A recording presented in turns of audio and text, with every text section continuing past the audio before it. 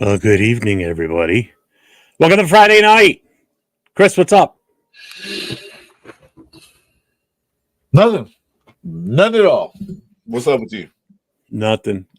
Just to let you know, I had to delete your X off of there because you don't have a proper account, so it kicks it off. It won't let me really start the stream. Yeah, I was supposed to do it today, but I didn't get a chance to. Just letting you know, so if you see that it's not running. So what's up, peoples? So, Chris, I heard you were a little down this week in the weather. Yeah. No, it's hot and cold. And like one morning it was like 30-something degrees. I'm like, damn. Yeah, it happens. Change the weather. Get cold all of a sudden. Yeah, Jason, I guess, was telling me, he goes, yeah, Chris wasn't feeling good or something. I said, I was wondering where he's been all week. Yeah. So I didn't know if you were showing up tonight, and I hadn't heard from you. So I figured if he's not feeling good, I'll leave him alone. Let him do his thing. It's fine now. We're wrapped up in about 15 blankets and drinking some hot toddies. I'm fine. So how you feeling after that game? We had a game? When? It's 5 days ago, 6. I don't know. They all just kind of blend together nowadays. So the Raiders actually played a football game. Well, they attempted to, I should say. Which is why we're here. It's Friday night, and guess what? We're back to this crap again, right? Yeah, might as well. So, if you don't mind, Jeff, you might as well get this therapy session and start the show. Okay.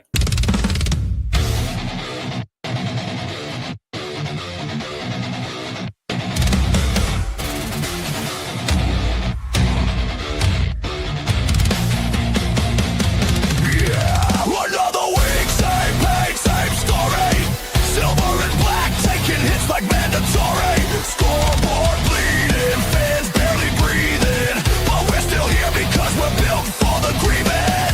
All the highs and lows, we ride that line. We lived heartbreak too many times, but Friday night comes and we all unite, cause the mic drop show is where we make things right. Jeff's on deck with the nation behind, saying everything that's trapped in our mind. This team puts us back in therapy sessions. A therapy session. Erupted tonight. Pull up a chair, let's spend this right. Broncos coming. We're ready for the fight. But first we gotta get our souls back tight. Raider Nation, stand up, don't stop. It's Friday night. My drop. My drop. My drop. We've screamed at the TV, broken the remote. We've questioned every play Chip Kelly wrote. Now Olsen's steering, but the ship still shakes, and Gino's running for his life on every snap he takes. But this is home, the rage, the hope, the pain that turns into our inside joke. Cause no matter how far this team may fall, Raider Nation shows up through it all. So tonight we talk, we heal, we laugh, we break this mess down half by half before we face Denver in their orange herd. Let's clear our hearts with every word. Another brace session, reheard it tonight. Let the nation breathe, let the takes ignite. Broncos not shut, yeah we know they're tied, but tonight we're cleansing all this fight. Grab the mic, Jeff, hit that drop. It's Friday night. Mic drop. We've lived through chaos, pain, and doubt, but Raider Nation never taps out. So vent your anger, scream your truth. This therapy room was built for you. From Oakland roots to Vegas life, we heal together on Friday nights. Friday nights. My drop. My drop. My drop.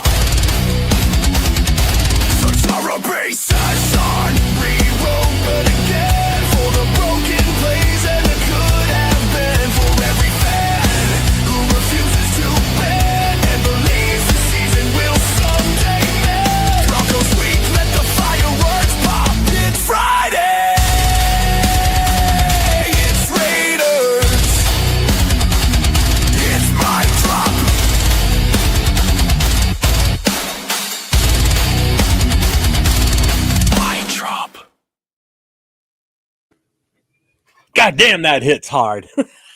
And those of you who don't know, that was Chris on the riffs there playing on his guitar earlier. I recorded all that while he was playing. You're right. And I wasn't on that track. No, not me. Oh man, what I was trying to put it into a video and it wasn't working, so I'm like, fuck. So I had to do it that with the lyrics in it. But every week it's going to be a different song on Friday nights. It's going to pertain to the song, to the game, or whatever the mood is at that time. So when the season's over, it'll be something different. But each week it's going to have something to do with the game that's coming up. So as you can tell in that song, it mentioned the Broncos quite a bit. Mentioned the bullshit with Chip Kelly, Olsen, the whole 9 yards. So even Gino running for his life. So I tried to incorporate as much as I could into it. So I thought it was pretty good. I liked it. Oh, nice try. I tried so many different variations and styles of music, and I even tried like an 80s old school, like Run DMC type rap. Nah, that didn't work. It just didn't sound right. That's not my like, it sounded good, don't get me wrong, but it's not my type of music, but it sounded good. The words, that's your lyrics. Well, that's just it. It comes down to the lyrics more than the music in a way. But man, it's gonna get you fired up somewhat. I wish the team would listen to that and get the fuck fired up for a goddamn game and play like the athletes they're supposed to be. Yeah, I'm fired up, all right. Extremely happy that we might win this weekend. Jesus Christ. Well, let's see who's with us tonight, Chris. So right off the bat, we got Ayo. What's up, my brother? Michael's in the house. Accelerator's here. Katie's here. What's up, Katie? Let's see who else. Rosetown hitting in. What's up? Jack Gustav's here. Raider Travis in the house. What's up, my man? Oh, this guy's already starting. Jesus Christ. And you know, I was talking about toddies. Hot toddies don't have to have alcohol in it. So, in case you didn't know that, it was just honey and tea and lemon. Raider Paul's in the house. What's up, Raider Paul? So, I take it some of you guys like that song. I saw that. Jack liked it. Travis liked it. That's awesome. So, yeah, another week, another loss, another game coming up against another division opponent. Yeah. It's Broncos weekend. Yay. Where do we go from here? I mean, you try and stay upbeat, you try and stay positive, but how can you be when if you watch any of these presses? I mean, Jesus Christ, the coaches are staying up there doing these presses. They don't even look like they're positive. They just look so miserable. Like nobody wants to even fucking be here anymore. They look like they don't want to be there. They look like they're just standing there, just word salad, like just like, you know, it's like, what are you saying? I mean, what are you talking about? Even Gene was up there talking about. He was like, read between the lines. He's saying like, I'm gonna be here next year. Good. Yeah, no shit. Yeah, I'm gonna be a starting quarterback. I'll be here now. He didn't say those words, but if you listen to what he's saying, it sounds like he's saying like, I'm gonna be the starting quarterback next year. I ain't got a problem with that. You want to start steady. You want to be here. Yep. Well, we're gonna do this right away because John just brought that up. So I did see this earlier today. And I had this saved so I could bring this up right away. So let's look at who's out already. So Alec Bachman, the wide receiver, who's also been our one of our return guys, he's out for this game. Jamal Adams is questionable with a knee. Max Crosby's questionable again with his knee. Michael Mayer is out. Meredith is questionable with an ankle. Parham back, questionable. Won't miss that. Nope. Putnam looks like he's good. Geno Smith is on here with his foot, but he did have 2 full practices. Damn it. So it looks like he's going to be good to go. Dante Thornton out with a concussion, so he's still in the concussion protocol, so he ain't playing Sunday. And Jeremy Chin with his back is questionable. So with Dante Thornton being out, does that mean we see even more and more of Betch? I hope so, because I want to really see what this kid can do with a full slate under his belt. You know, I mean, he shows more promise than Thornton. That's for goddamn sure. You know, he's more consistent when he catches when they throw the ball to him. That's for sure. But this side, they did sign another receiver, a 6'3" receiver, Brendan Rice, his second year to the practice squad. So he might get some burn too. We'll see. He was. I'll check the depth chart in a second. I believe he was still on the. He's on practice squad. Yeah, they haven't activated him yet. Yeah. Anyway. Yeah. So as far as the Broncos, really looks like their status is all still unspecified. So we have no clue. Let me see. Let me refresh this. Yeah, it hasn't been updated yet. So we have no clue if any of these guys are out, questionable, or what. Well, none of those guys are really,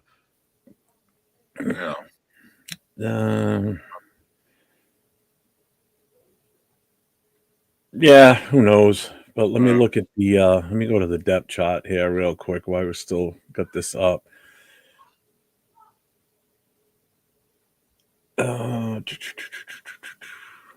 Yeah, and I agree too. Maybe Carter Runyon will get some more play time too. Yeah. It doesn't even have the practice squad on this list. Jesus. Oh, wait a minute. Nope, it doesn't. Nope, not on these guys, but on our lads, it does on the depth chart. It does have the practice squad guys. So, yeah, where is he? Brendan Rice. Yeah, he's still listed way in the back right now. So, who knows who we're going to see. But that's the injuries for this weekend. Those are the guys that are definitely out for us and the guys that are still questionable. It remains to be seen. Maybe they activate Rice. I don't know the deadline and when they can activate somebody off the practice squad. Is it too soon to put him in there? Who knows? I mean, I don't know. We'll have to wait and see at this point. Well, he had to lower it. He can get 30 points in 3 games. That's pretty much what we can do. 30 points in 3 combined games. That's the only way we get 30 points. Yeah. But I'm still doing my 30-21. I'm sticking with that until we score 30 points. Might take now. Hey, just like Pete Carroll, when he described how the offensive line was going to be figured out, could be 1 game, could be 2 weeks, could be months, could be, 9 weeks. In my case, it could be another year before we see 30 points. But until we hit 30, I'm going to be predicting 30 points for us with 30-21. We win no matter what. Look forward to next year for that. Yeah, stay tuned. This will follow into next year, guaranteed. Right. I don't. Based on who we got to play and what we've got for pure talent on this team, do you see us scoring 30 points this season? I see all the teams we got to play right now, except for the Giants, are fighting for a playoff position. So they're going to play. They're going to play and try to win those games, or probably will win those games. So I don't see us winning the 4 out of 5 are playoff teams or trying to get in the playoffs. So I don't see us winning any games. Who do we have left? We have Denver. So we've got Denver this week. Then we're off to the Eagles next. That's right, next week. This time I'll be in Philly already. Yeah, then we got Houston, New York, and KC. Yeah, Houston right now is winning some games, so they're trying to fight for a spot now south. So I don't see any one of these 4 to 5 teams giving up. Well, where does Houston stand in this? Let's look at the playoff picture. Let's bring this up on the screen for the hell of it, too. I know we're not in the playoff picture, but let's just see who we got to play and where they stand in this and see what type of – God damn, all these stupid ads on this thing. So if the season were to end right now – Ooh. God damn it. Oh, did it go away? Yeah, it did. Okay. Somewhat. So if the season would end right now, Patriots would be the number 1 seed. Number 2 would be the Broncos. 3, the Jaguars. Ravens 4. Chargers 5. Colts 6. And the Bills 7. The Bills at one point were the Bills and the Colts were like the number 1 and 2 team. And now they've dropped down to the bottom 2. That would make the playoffs. How far they fall from grace, right? Mm-hmm. NFC's the Bears 1. Rams 2. Eagles 3. Buccaneers 4. Seahawks 5. Packers 6. And the 49ers 7. So out of the teams that we have left to play, we've got the Chiefs who aren't on any of these lists. We have the Eagles who are number 3 in the AFC. And that's it.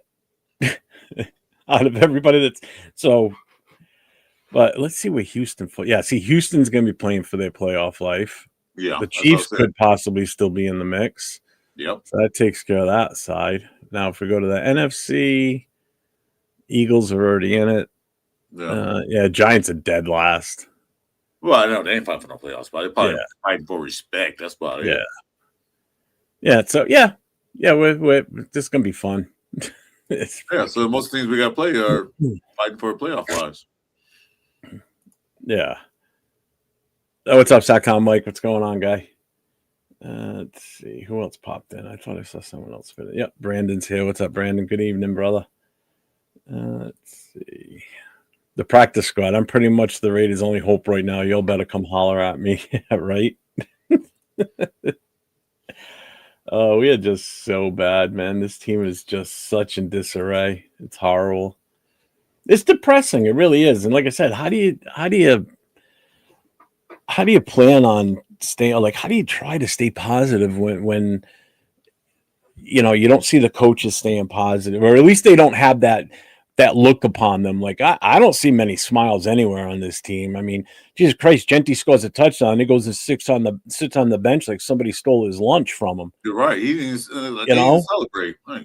It's like it's just bad, man. This team needs something, and it ain't going to happen this season. I am honestly 100% positive it ain't happening this season. And don't get me wrong, I like to see us score touchdowns and everything, but to come away from last week's game and be excited because we scored 2 touchdowns on those 2 drives, I'm referring to something that happened a couple days ago, and somebody was getting all pissed off that certain person responded to them in a message on. You're gonna get the back of your head slapped, man. Be careful. No, it's not her. I'm pointing to myself. Oh, okay. I see. No, I responded to a certain message on Instagram, and I was called the dummy by the gentleman. So I was like, "Oh, all right." Has no clue who I am or anything, but whatever. Give me a kiss. Right. Good night, babe. Night, Don. But I don't know. What can you do the last 5 games? You can put the rookies in, see what they got, some other guys in, see how they play for next year, because ain't too much they can do. They can't change anything. What's up, Richard? Fired the OC. They fired somebody else too. I forgot who it was. Some dude. I don't know. I think it was What's up, John? Kelly's assistant or some shit or whatever that was. They fired him. Yeah, his offensive assistant. So 2 went away. Yeah. So I haven't heard anything, John. I know he was nursing an injury during the week, but it looks like he's probably gonna be good to go. He's gonna play. And the reporters aren't gonna ask him that shit. No, he's gonna play. They're not gonna come right out on that. Even if they do, what's he gonna say? He's gonna fluff it like he does every other goddamn question they ask. On top of the fact that the questions are fluff questions to begin with. I get it. You don't come right out and say, hey, your son sucks. Why don't you fire him? I get that. I understand that. But let's put it this way: if this was let's just say the New York media going to these press conferences that these guys have, those questions would be teeth out questions, man. The claws would be out and they'd be coming for the jugular. They would have got toasted, man, because New York media don't play around with that. I mean, the reporters out there, they got some questions. They're like, oh my God, they'll make the guys run in the background and cry.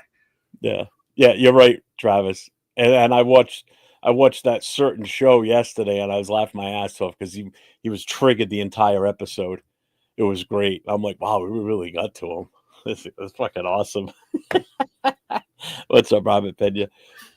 I don't know if anybody has a clue who I'm talking about. I think Travis does, but it was pretty fucking funny. I've never seen somebody get so triggered. It was fucking. I was having a blast listening to him, laughing my ass off. But whatever. It is what it is. What are you gonna do? I don't really care. I've said this before. I'm at the age where I don't give a fuck. If I feel that way, I'm gonna say it. So whatever. Yeah, I saw something about that today. I don't know. Did you see that, Chris? Goes back to the Browns game against us. Yeah, I heard some of that. I don't know the details of it, but I heard some that they were investigating. All right. So what it was is towards the end of the game when they went and they punted from our 30-yard line to us, which would have changed the over-under result of the game. Oh. Instead of going for the field goal, which they could have gotten, it was only going to be like a chip shot, basically. They could have gone for the field goal, and that would have put the over and under over, and it would have changed the line. Obviously, it would have changed the payouts the whole night. So it was a bunch of bullshit. Oh, so, point shaving. There was point shaving. Huh? So, I mean, it is suspicious. I mean, I've never seen anybody punt from the opposing team's own 30-yard line. Me neither. Why are you not going for the field goal? Yeah, that's the field goal range. Why are you giving the ball away? I mean, we had no shot of winning it at that point. We were down by too much. But it's like, why are you giving the ball away? You know, it didn't register with me watching the game. But the after fact, you know, after that, I was like, you know what? When I saw that, I'm like, God damn, that's right. So, a little suspicious, maybe. Yeah, a little bit. That's point shaving. It's weird. It's like, you know, basketball players shooting a free throw and he purposely misses the last shot to get the point over. So that happens. But no, football. No, Duncan, I'm not talking about Mitch Rentz. No, we're not talking about him. It's not him. It's someone else. But here's the good thing with that, right? With the whole gambling thing. If it tends to be true, all right, it's not on us as a team. It's not on the Raiders. No. That was Cleveland that did that. Yeah. Okay. So really it has, I mean, we're still probably going to be, if they do an investigation, I'm sure the Raiders will still be contacted because we were in the game. Okay. So we were playing in this particular game. But the catalyst from this has got to come from the Cleveland side. It's somebody over there. If this is true, I'm not spreading rumors, but I'm just putting a logical thought to this. It had to come from that organization, somebody within that team that's doing this. What? What'd you say? Dawn? Just busting my balls in the other room. You know, so that's the good thing, I guess, from this. If it does come to something, I don't think the Raiders take the hit. No, we didn't do it. They did it. They kicked the punt. Yeah. No, it wasn't. It definitely was not on Renz's show. I usually don't watch him that much. Besides, it was during the day anyway. It wasn't at night. Was he on during the day yesterday? I knew he was on during the game last night. So, but did you watch that game last night, Chris? Some of it. So pissed now because we're going to be going into the playoffs, and now I might be without CeeDee Lamb going into the first round of the playoffs next week. I'm fucked. Can't believe that happened. What happened to CeeDee Lamb? Yeah, hurt. They'll have emails on Pete Carroll. Yeah. All they got to say is they didn't have faith in their kicker and didn't want to give us the ball at the 30-yard line. Yeah, they could, but I mean, it's still a little weird. Whether you have faith in your kicker or not, I mean, you're already ahead. Just attempt the field goal. Just run the ball. Yeah, I mean, it looked obvious. Right? It was fourth. I don't know what the yard distance was. It was fourth down. Just run the ball. If you don't get it, fine. But if you don't get it, then don't look so suspicious. Punting the ball from the 30-yard line looks really suspicious. Yeah. I know he was on live last night for the game. He usually is.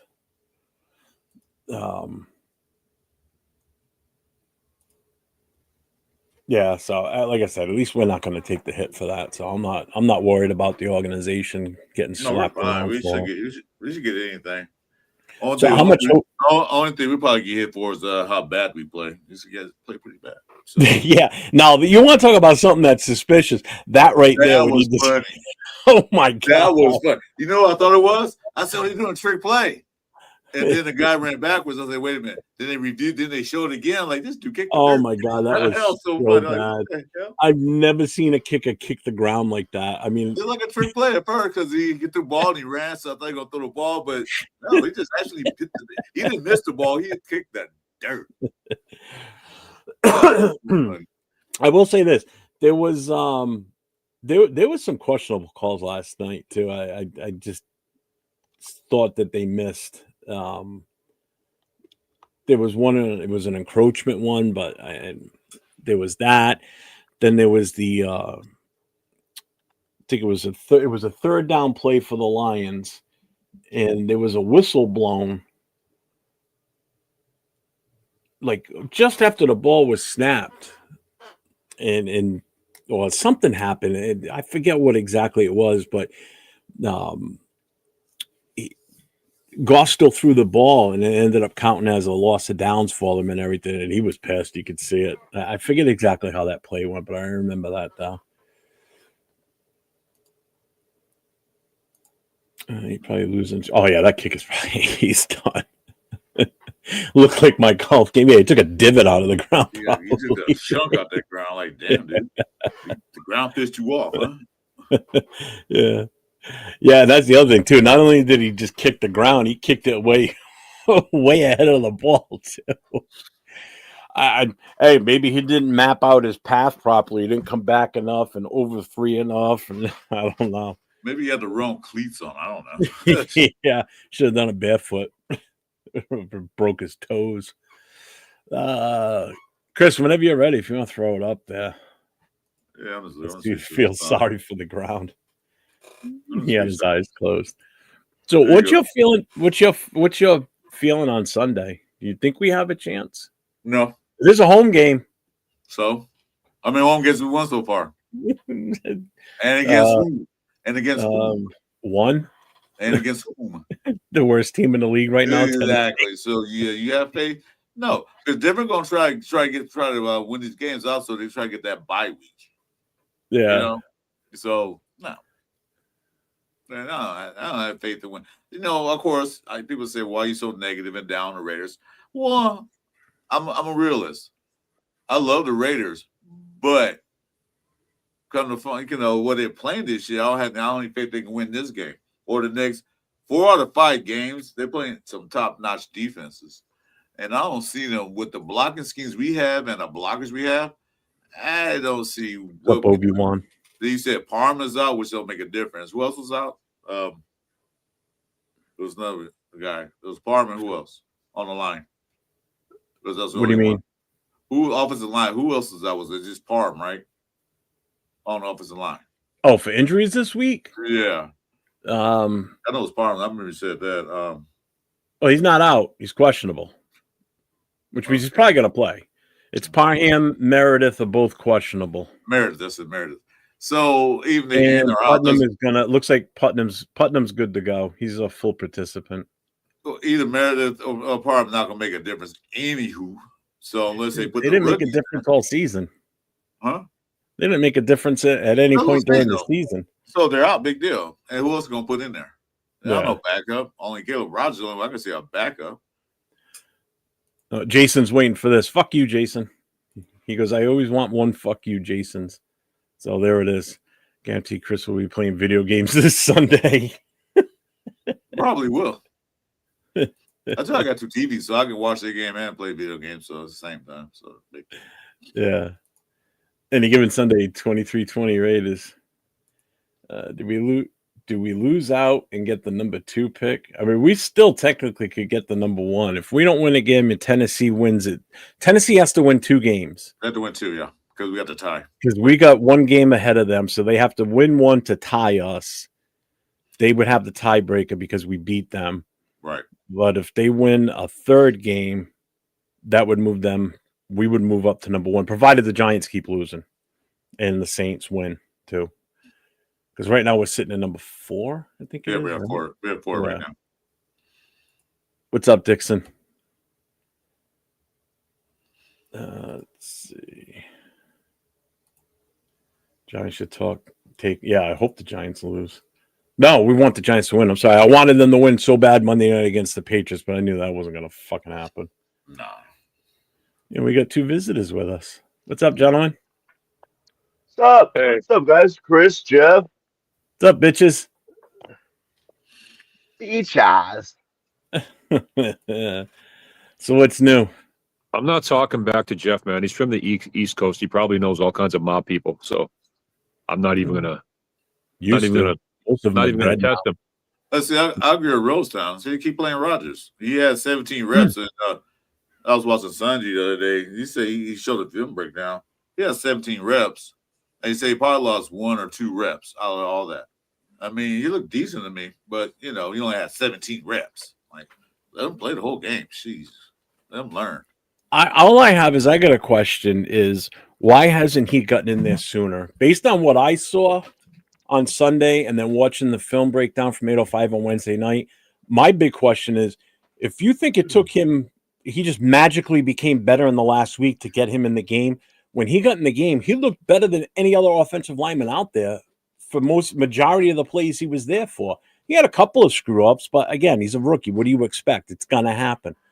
Why wasn't he in sooner? Because he wasn't ready. What's the delay in getting this kid out there? The kid's a big body. He was holding his own.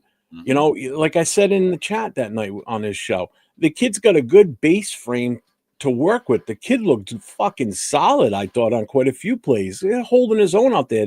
I like the kid. I like him a lot. He's exactly what I thought he was going to be, but he should have been in sooner, Well, they said he's not ready yet. He's still developing. Like, he looked better than the rest of those guys. And you think the other guy, and that's you think the other guys on the line are ready or look better? What's he developing? What, a cold or what? I don't get it. Yeah. What are you fucking pointing at? What's wrong? Pointing at Chris. What's up, Josh? Hey, Jason, that was nice. Shotgun. I didn't get a chance to talk to you, man. That was nice. I like What's up, that. Jason?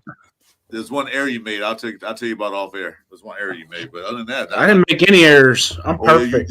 Yeah, you did. Watch it again. Watch it begin and watch how you spelled the last. Well, you haven't. Well, I don't know how you're gonna pay for that.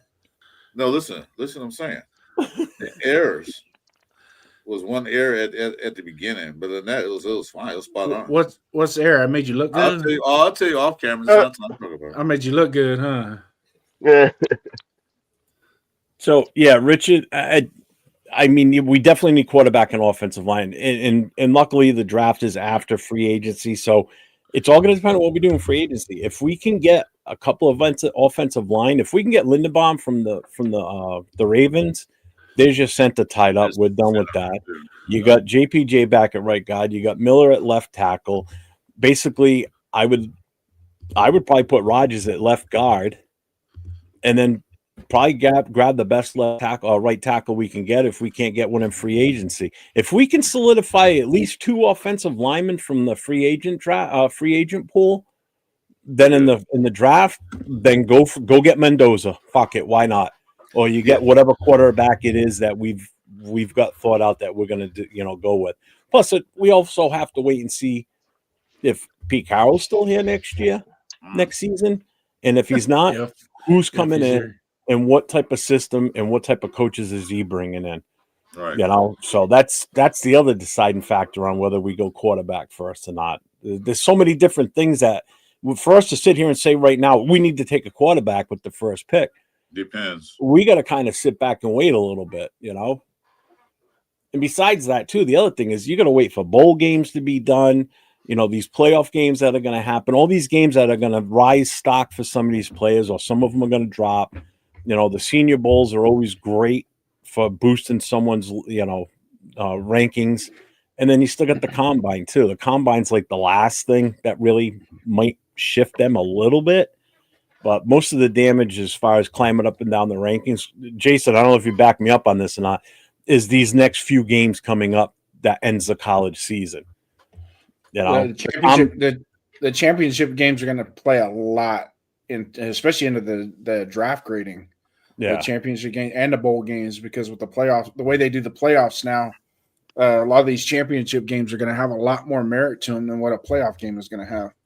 Yeah, because they got to realize that some of these quarterbacks might not even come out after if they don't do success in the playoff games or anything like that. They might decide, I'm going to say, one more year to try to win a natty. But then again, sometimes that works against the quarterbacks because they might have a high draft stock right now. In the bowl game, they might go up a little bit, but if they want to wait another year, they could lose all that. Just like we wore Allure and then what's the name of Beck. Mm-hmm. That's the only thing. Are they coming out now? I think Moore got one more year left in eligibility. I don't know. Does Mendoza have another year left?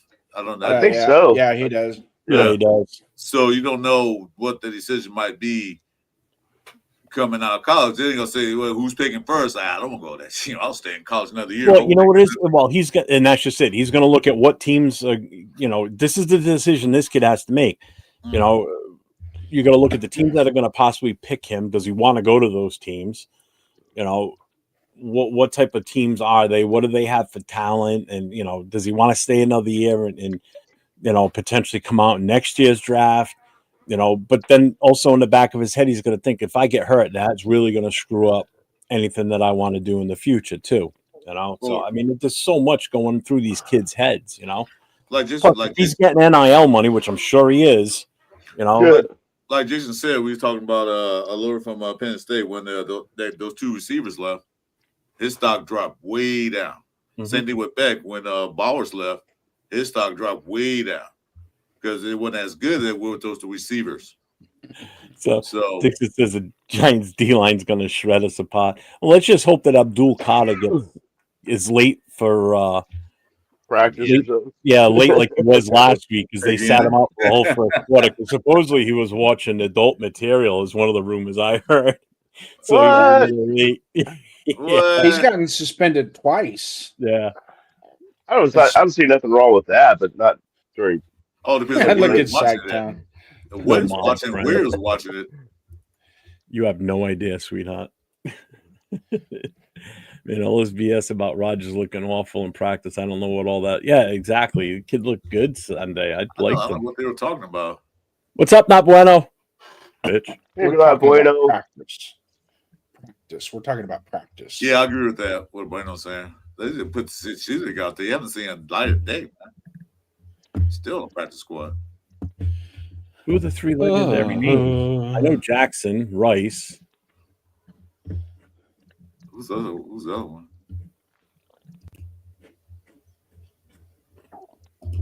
What am I missing? Well, you're missing a lot of teeth. That's for sure. They says 3. I know it's just 2. And some brain cells. Oh, what an asshole. A couple of screws, maybe. You hear that back in the other room? Oh, yeah. No, what'd she say? I heard her voice. Yeah, no, she's laughing. She's laughing because Jeff's getting picked on. Oh, she watching? No, I think she's laughing because we were telling the truth. Oh, okay. Yeah.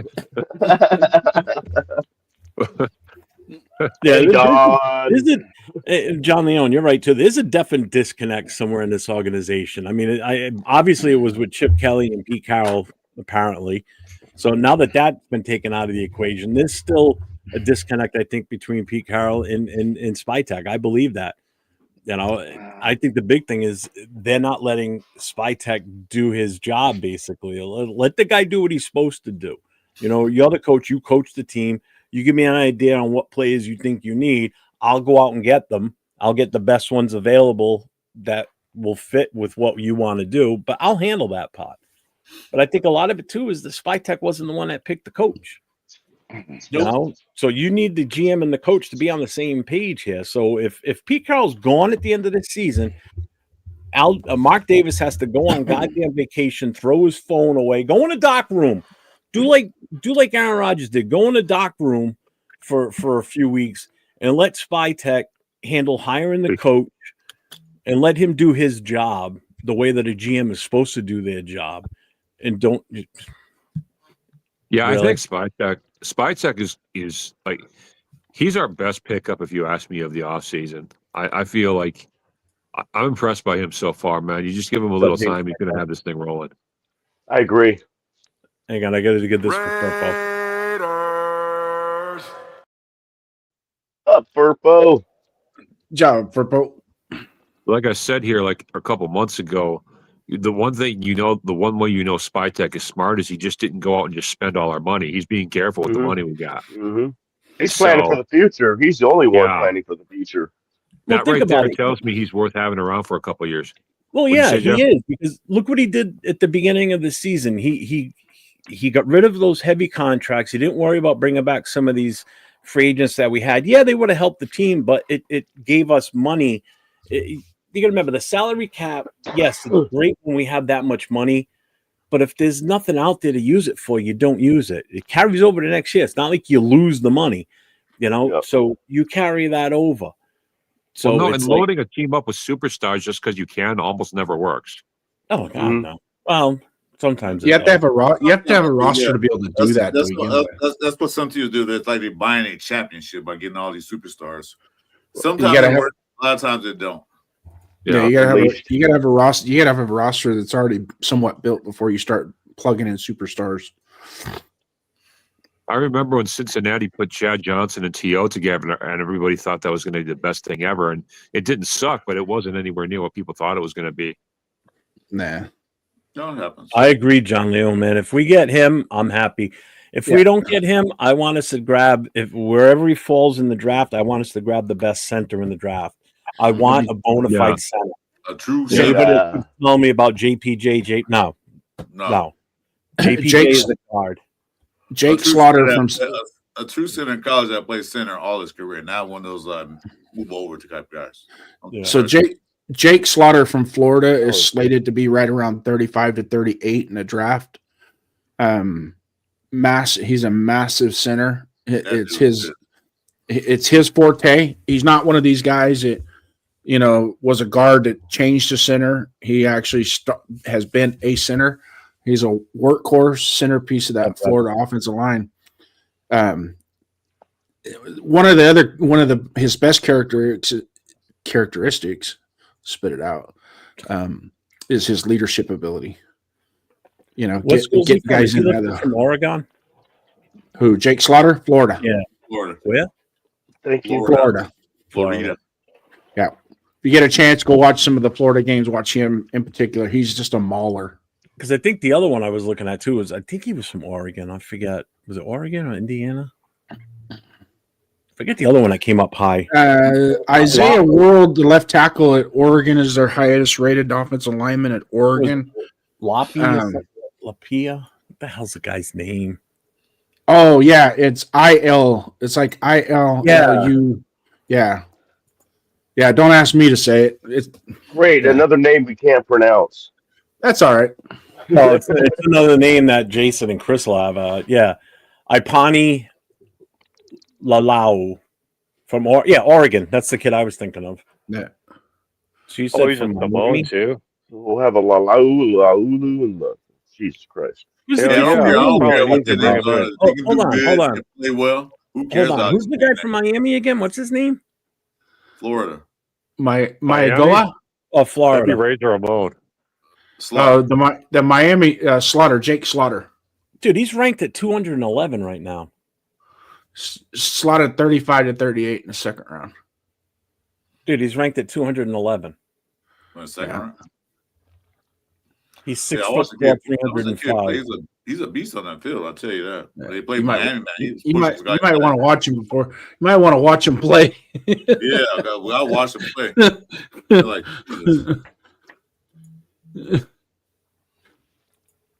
he's number ranked 36 overall. Yeah, he's number 12 or 13 overall on the offensive lines. When they categorize from top to bottom on the offensive line, he's like 12 or 13th, but he's the number one center.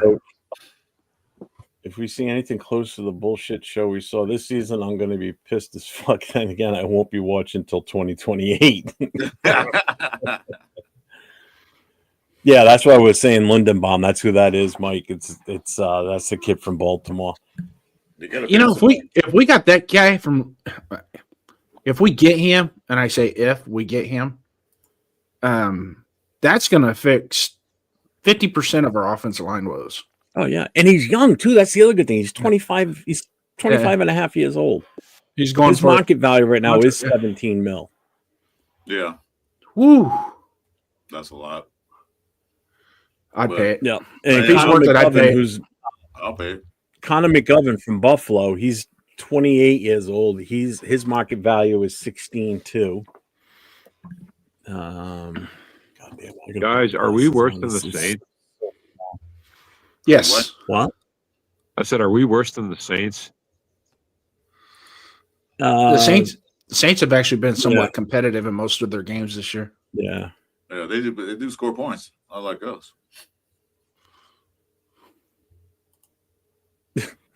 Rebel. There's a guy that stays positive no matter what. It's so bad. It just turn the ball over. What's up, SoCal? Sal's in the house. What's up, my guy? Yeah, What's up, SoCal? Well, get to work at 7 p.m. 3 I'm going to be a long night. Later, Furpo. Take care, brother. Have a good night, man. Thanks. Give him the Raiders. We'll be on for a while, so you can listen in. We'll probably still be on at 3:00 when you get off. Absolutely not. You guys Watch. No. Watch. Nope. Coach is going to come in about an hour and a half, 2 hours. We're going to run this thing hard tonight, boys. Yeah. Okay. Everybody off the dance floor. It's me and Raider Will. Hey guys, the Saints had 4 games in a row with 10 or fewer points. Yeah, but who are they playing those games? They don't have a. Oh, I guess their schedule is kind of tough. It was Bears, Bucks, Rams, Panthers. Oh, look, it's Santa Claus. All right, hold up, man. You guys brought me on stage before I was ready. Look, man, this is what JT the Brick wants. Raiders! See, I did it without saying the name. You had to go and say the name.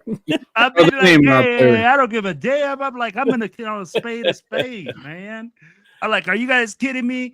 Hey, man, we keep it 100 right here. You guys know how it is. I'm like, because I love the authenticity, but we can't be blind fans. I'll be like, we can't sit here and just blindly follow this team and expect us to be successful. Come on, JT. Be real with it, baby. You got to keep the team honest. You got to keep them on their toes, and you got to cut correct. What's going on, family? Somebody ate their Wheaties tonight. Woo! Dude, Let's go, baby. That's why you're gonna hear him talk like this, because he moves so much from the microphone that you can't hear him every time. That's why Hey, there's you're so right. like, dude, tie that thing around your neck so it doesn't move. He broke into Jeff's Dunkin' Donuts coffee supply. No, man. You know, I'm gonna tell you. I'm like, that's silver and black coffee. That's what I drink, man. And when I get caffeinated, it's go time, bro. That's what it's all about. I do like that option there with Caleb's. I do too. That safety, yeah. He's a badass, man. You think he'd be around you? Look, Jeff's already wiping his head, going, here we go. JD's gonna do something stupid because it's the same last name. They got the same last name. Here's my feeling on this, right? So the offensive linemen, we got to get the guys that we want to have start next year in free agency. No two ways about it. We got to spend the money. We got to pull those guys in. If we can get the guys that we really think we're all talking about right now, like Smith and Lindenbaum, if we can bring those 2 guys over, okay, and then if you go with the quarterback early, okay, if you're not going for a quarterback early and say we got the number 2 or 3 pick and that kid's there, fucking get him. Use the draft for the youth of what we need in the team, like the quarterback, the secondary, shit like that. Still grab a couple offensive linemen, grab maybe, a best linebacker that we can get that's available at the time. The other little pieces that can help out. The main thing is the offensive line. Until that line gets fixed, that defense is going to be on the field constantly. And if we can't get that line fixed, we're screwed again. If we go into next season with no free agent offensive lineman brought in, and we're just relying on what we picked up in the draft and what we have on the roster now, 2026 season's already over before it's even been selected when we're playing our games, because it ain't going to be for shit. Because remember, the schedule comes out after the draft and after free agency. So if we haven't done that in those 2 time frames between free agency and the draft, doesn't even matter what the schedule is at that point, because we could play the Tennessee Titans every week and we're going to lose a majority of them anyway. So we don't get that shit fixed, we're fucked. We're totally screwed. How dare you I don't speak care who's back logically. there for quarterback. How dare you speak logically? This is Raider Nation. We got to be illogical here. You draft the safety at number 1. Come on now, man. Everybody knows the answer to that question. You draft the best player available. There's you not go a Clayton quarterback. Farrell. We take Flynn and Farrell at 4. That's what we do. There's not a quarterback past, present, or future that could ever play and be successful behind this offensive line that we have established right now. Are you kidding me? Gino is a dream quarterback, according to Chip Kelly. I was dreaming about Gino Smith being my quarterback. I'd be like, I had goosebumps when they said, "Ooh, we got him from Seattle." Come on, man. Who in their right mind would have ever thought that you'd rather see Minshew back there as your quarterback instead of Geno Smith? Because I'd rather see Minshew back there than Geno Smith. He'd still get killed the same way, but I don't think he would play half as bad as Geno Smith would. Seriously. I'd rather have final season Peyton Manning than Geno. No, it's a different story. I'll take Peyton Manning at any stage in his career versus Geno Smith. No, Peyton was throwing like 6 interceptions and a half. Get the ball out of their hands fast, and it's all going to be short routes, and it's going to force the defense to play completely different.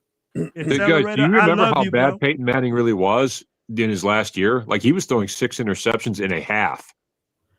We're right there with him. Raider Rebel, I don't think Geno Smith is handing them out. There ain't nothing Pete Carroll could do the rest of the season to make the fan base happy.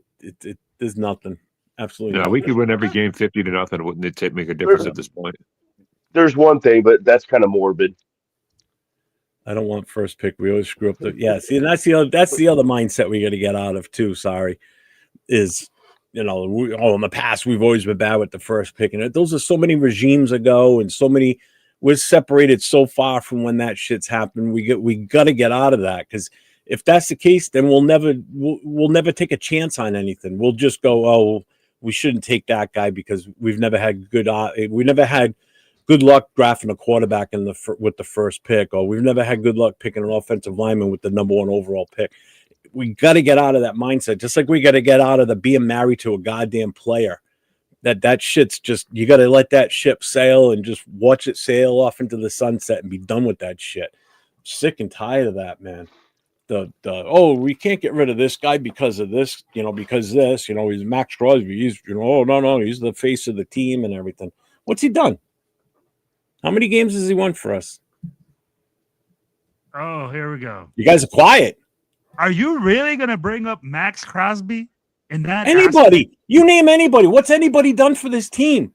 Seriously, what is anybody that's on this current roster done in a positive light for this team this season right now? What have you seen that you can build on right now with what we've got? You tell me. You're telling me you can't build around Max Crosby? AJ Cole. You don't build around a defensive end. That's not how you build a team. I'm not saying that. You have to have more blue chip pieces, but I mean, like, to say, hey, if you can't score points, what's the sense of having a defense? If your defense can hold the team to 14 what's the point of scoring 100 points if you can't stop them on defense? What's the point of not even being able to score more than 16 average a game? Listen, hold on. Let me say this. Hold on. So if we got a defense, right, that can't even hold teams to 14 points, or if they hold them to 14 points, we're barely scoring 15 points on average. You said a defense. That's a whole 11 guys. You can't just that's 11 guys. You can't just say, oh, because Max Crosby isn't doing his job. He's excelling at his job. The thing is, the 10 other guys suck. Plain out suck. Yeah, they do. I'd be like, tell me one other guy that you see at Max Crosby's level on that defense. Well, nobody's at Max Crosby's level. That's ridiculous. We do have some solid players, though. I mean, I'd be like, Ty Blue Kelly, Adam Butler for one, Jerry and Chin for another. When have we ever, as long as Max has been on this roster, all right, everybody's talking over each other. Since Max has been on this roster, who's been another dominating force on this team? On the defense, dominating like him supposedly. Devin White has been dominating at times. Like himself. White's been dominating at times. Devin White has a resurgence of his career in tackling, but he's a liability in coverage. Yeah, he's had a resurgence, but we're talking 11 games in a shit bum season. Okay, but since Mac's been here, how many times has he had someone else on that field with him that's been as dominant as him to take the pressure off of him where we're a top-notch defense? You haven't. Guys are quiet. There hasn't been somebody else. That's what we're saying. I'm like, but here's the thing, Jeff. When you're talking about Max, yeah, but even when we bring doing, guys in, we're still not built. Why build around him? Because that's the only thing you got. What else do you have? You're not going to build. You're not going to build. You're not going to build around him. You're going to add pieces to complement. Compliment him. Right. And I mean, like, Right. you have to have a defense that complements each other. That's where we're lacking. We don't have a star besides Max, a true star in defense, but we have a few players that are good enough to make together a good game. Hence is why we're keeping most teams down. I mean, it's our defense that is keeping us in games. It's our better half. So I agree with Jeff or most of the people on the panel. Build up the O line. I mean, we ain't get shit without that. We have to build the O line first. I don't give a fuck about a quarterback this year. Yeah, I really don't. The offensive line is Captain Obvious in this situation. I'm not ready to walk away from Glaze yet, Rebel. It's just I'm not ready to walk away from him. But Parham, they can go. I say Glaze can play good at guard. I was going to say, well, guard. I'll put him at guard and get a tackle. Glaze's issue, I'm blaming on coaching. That I think that's coaching with him. Because he played so good last year. Now he's taking such a massive, not just a small. I mean, he's got a massive step back. He got bull rushed this past weekend, man. He couldn't hold his shit. Let me ask you guys this: besides Max Crosby and Jeremy Chin, who else on defense would start on another 31 teams on this roster on defense? Who? Adam Butler. I think Adam Butler would. Yeah. You think Adam Butler would start? Yep. Yes. How many teams? At least 16. I haven't analyzed every easy. tackle on every 31 teams, but yeah, I mean, he definitely is starter quality. Okay. So I'll give you guys one more guy. So that means we got 7 or 8 other guys that wouldn't start on anybody else's defense. I understand. We got a bunch of them on offense that wouldn't start on any other team either. Nobody in the offensive line would. So we all agree that our roster sucks, right? Our roster's terrible. Sucks. Why does it suck? Well, our roster, because we have drafted terribly. We have bad management and free agency money. And every single player we seem to bring, Jason, or a coach, seems to lose their fucking mind as soon as they come to the Raiders. They literally just go like, "Hey, you know what? That's been going on. That's been going on since we picked up Larry Brown from the Dallas Cowboys." I'm just saying. That's you asked me, so I gave you the answer. I know coach is on my side because I've been saying that before. I've been saying that before the draft. Okay, so I know coach is on my side with this. We should have done it before the draft last year. And it's not because he sucks and I hate him and all that shit. It's like understand the value of a player you have that's on a team that's going nowhere when you can get something for him to help the team. It's about helping the team. It's not about sending him to a team where he can win a championship. It's about helping the Raiders organization move forward for once after 20-something fucking years of this bullshit of what we're going through where it's rebuild after rebuild, rehire coaches, fire coaches, bringing in GMs left and right. Trying this quarterback, trying that quarterback. It's all this shit that's just culminating, and it's just getting to the point where, just like it says in Friday Night, this is a fucking therapy session because I'm fucking going insane with this shit. I'm sick and tired of it. Stop hanging out to players that are not doing anything for us when we can get something for them and they can do something for us even though they're not here. And by getting rid of him and trading him away, it gets something for this organization. What do you get? What do you get? Who knows what you get? Don't even try shopping anybody. No. Here's the thing. What do you get? And here's the other thing. What do you get? No. Hold on. You put him out there. You're banking on draft picks that are unproven players. Who said draft picks? I didn't even say draft picks. I just said trade them away. Did I say so draft what are you going to picks? trade them for? It's a mix of things. You can get draft picks and a player for them. You can do whatever the fuck you want. Guess what? It's endless what you could do. So what are you going to get for him, Jeff? Hang on. It's what teams perceive in the value of a player. And if they think he's valuable enough and he's the guy that's going to put them over the edge and they're going to win a championship, then guess what? They're going to go all in and go for what they can and offer you what they think is a fair price. And if we think it's a fair price, then we're going to take it. If we don't, we counter. It's the same concept as what you do in fantasy. If what somebody offers you, you don't like the option, Jeff, Really? I'm going to help you out. Take a deep breath, Jeff. Relax. I'm on your. Hold on. I'm on Jeff's side. Fuck my train of thought. Go. I'm heated. You need to go put the fire hose away real quick. Let the cop do the damage now. All right. No, I'm gonna just let me go and not interrupt so I can. I'm gonna help you. You didn't lose your train of thought because you're exactly right, Jeff. Do we have an edge rusher in Max Crosby that's producing 15 to 20 sacks a season? No. But he's getting paid as if though he's getting 15 to 20 sacks a season, isn't he? There's two types of after this year of his contract, the next 2 to 3 years of his contract are very team friendly that will make him more tradable to where we can get assets that are going to be more valuable. I am absolutely positively 100% on board with Jeff on this, that if that's the case and we need more assets to try and build, we need 16 freaking players on offense and defense. We're going to need 16. That's just so we can fill the starting lineup next year. Okay. So why not trade? I don't want to trade Max. Jeff, do you want to trade Max on a personal note? No, I don't. But if that's what's going to help us move forward, then fucking do it.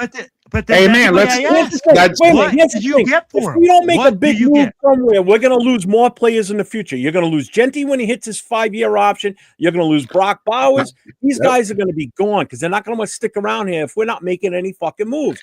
So what's the sense of drafting these guys and hyping them up so other teams can have them at some point if we're not moving anything along the lines here? We've got pieces on the offense we need to fix, okay?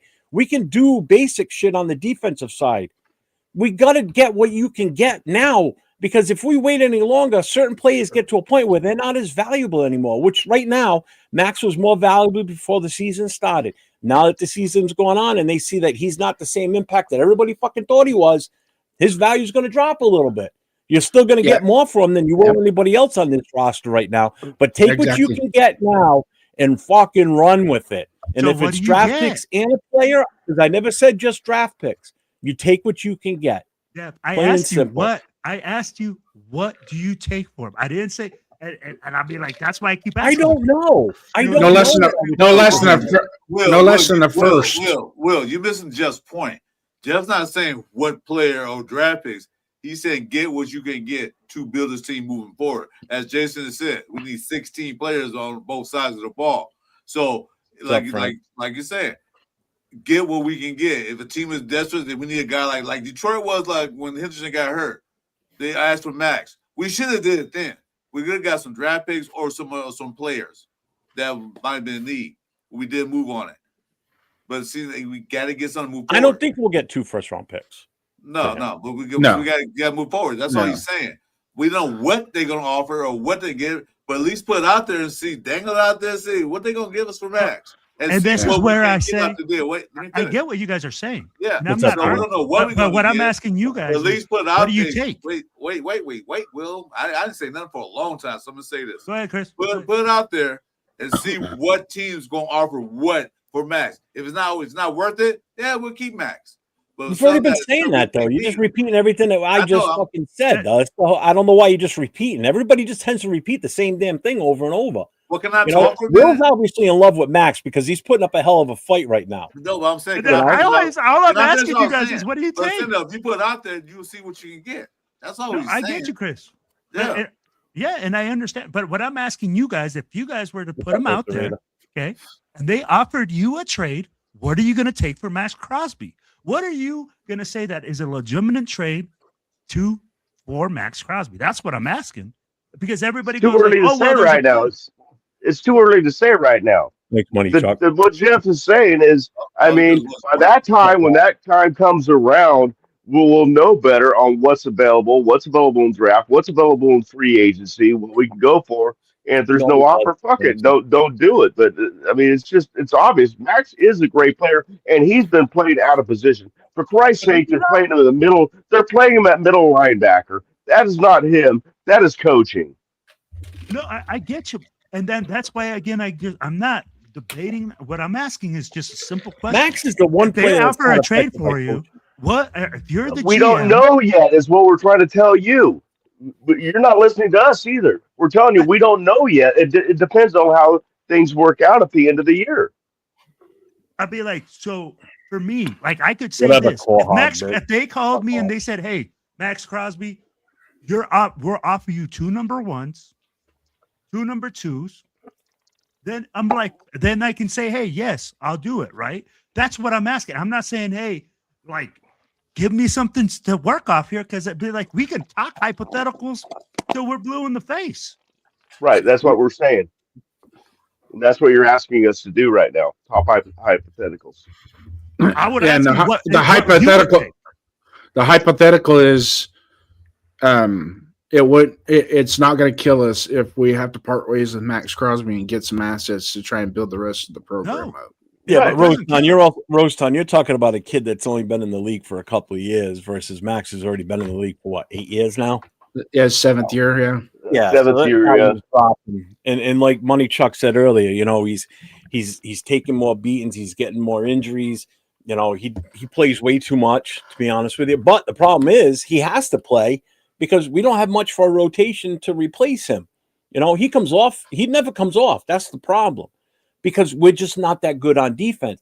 But what is wrong with if we trade him away and we get another player? It might not be the same caliber as him, but if it helps us in another position, like we get a corner or we got a linebacker for him and a draft pick, I'm all for it. Or we got a couple of players for him that we know we can fit into the offense or the defense. You get a 2-for-1 type of deal. That's beautiful, especially if they work out long term too. Yeah, most offseason trades, though, they don't do player. Well, we signed him to that contract, plain and fucking simple. Most offseason trades don't involve player swap. Those are usually in-season trades. Eric, you'll get a player swapping. I didn't know that. It's not a rule. It's just kind of how I understand that. Yeah, it's just maybe going to the Super Bowl, you're still your trophy room. And the reason being is when you go into the season, you're at a 53-man roster versus a 90-man roster at the beginning of the season. Right. So you need if you trade a player now that drops you down to 52, you're going to need something to compensate it of equal value plus the pick. And then a lot of times the picks are when you trade picks in the season, they're going to be a little bit later rounds. I can tell you this, we got a 4th and a 6th for Jacoby Myers. That was a fucking awesome trade. Well, Jason, I can ask you one question because I didn't know that trend. But isn't free agency a thing where you can trade it's like trading players too to pick up other players in free agency? Is that not common? I'm asking. I don't know. No. So just so we're clear, when somebody becomes a free agent, they no longer are under contract, so they're not bound by any contract. So they can go wherever they want. It's their choice where they want to go. Okay, I see what you're saying. Okay. There's difference between being signed. But if you have a guy under contract, but somebody wants him and they're willing to trade, sometimes you can get a little bit more. Sometimes you're going to get just the draft capital versus another player because it's the off season. In season, they're going to be more likely to use give you another player. Like we'll trade you. We want so-and-so. We'll give you a 4th round pick and we'll give you our backup center. Yeah. Okay. So because that helps kind of keep the continuity of the roster flowing. Because you're in season, you only have 53 players on the roster. Now, when at the beginning, when the season ends, you go into a 90-man roster, you have more room to work with. Plus, you're still evaluating what the rest of your talent is as well. So, not unless it's staff. Unless it's something where Spytech goes, hey, I like your guard. I'll give you Max Crosby for your All-Pro left guard, and give me a 1st and a 5th for that. So we'll give you Max Crosby. You give us your guard and a 1st and a 5th, something to that effect. I don't know. Welcome to the show, man. Will's got a very good program going on. Tomorrow. What he's trying to decipher. What are you going to get for Max Crosby? And everybody else here, and Sacktown Mike said it the best. You don't know. We have to wait till the season is over at this point because his in-season value is different than what it's going to be postseason. I hope he doesn't get hurt in these last 5 games too. That's the other. No shit. That's a good point too. That's a good point too. Injury, plus you have 5 more games to evaluate him. Meaningless games, by the way, that he's playing in. Just to throw that out there too. So this is the guy that we want to protect him, and everybody loves this guy. Like they want to get down on the knees in front of him because he's such a great asset for us right now. Because he's won us how many championships since he's been here? He's so awesome, right? How many? Is it fair to say there's nobody put him out there for 5 more meaningless games and watch him get hurt again? And then lose time going into next year for meaningless games. And I know it's not in his mindset to sit back and relax and everything.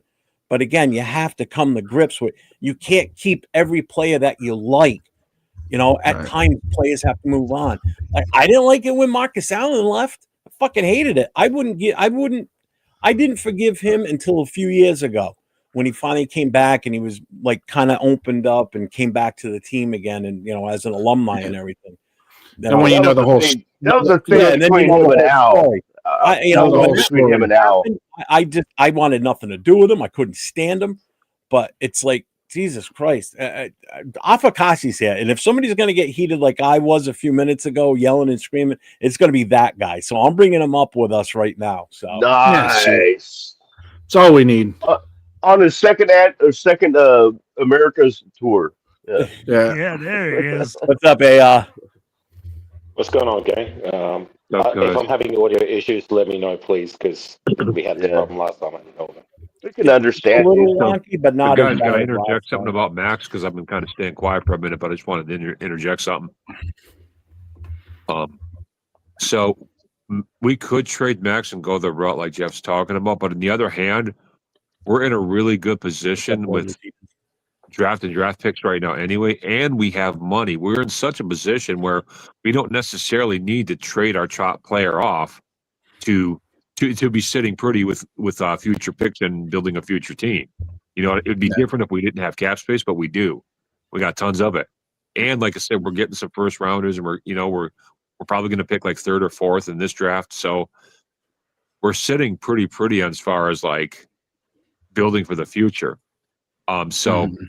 You could trade Max and get some good future stuff, but do we really have to? Would be my question, given the good position we're in right now.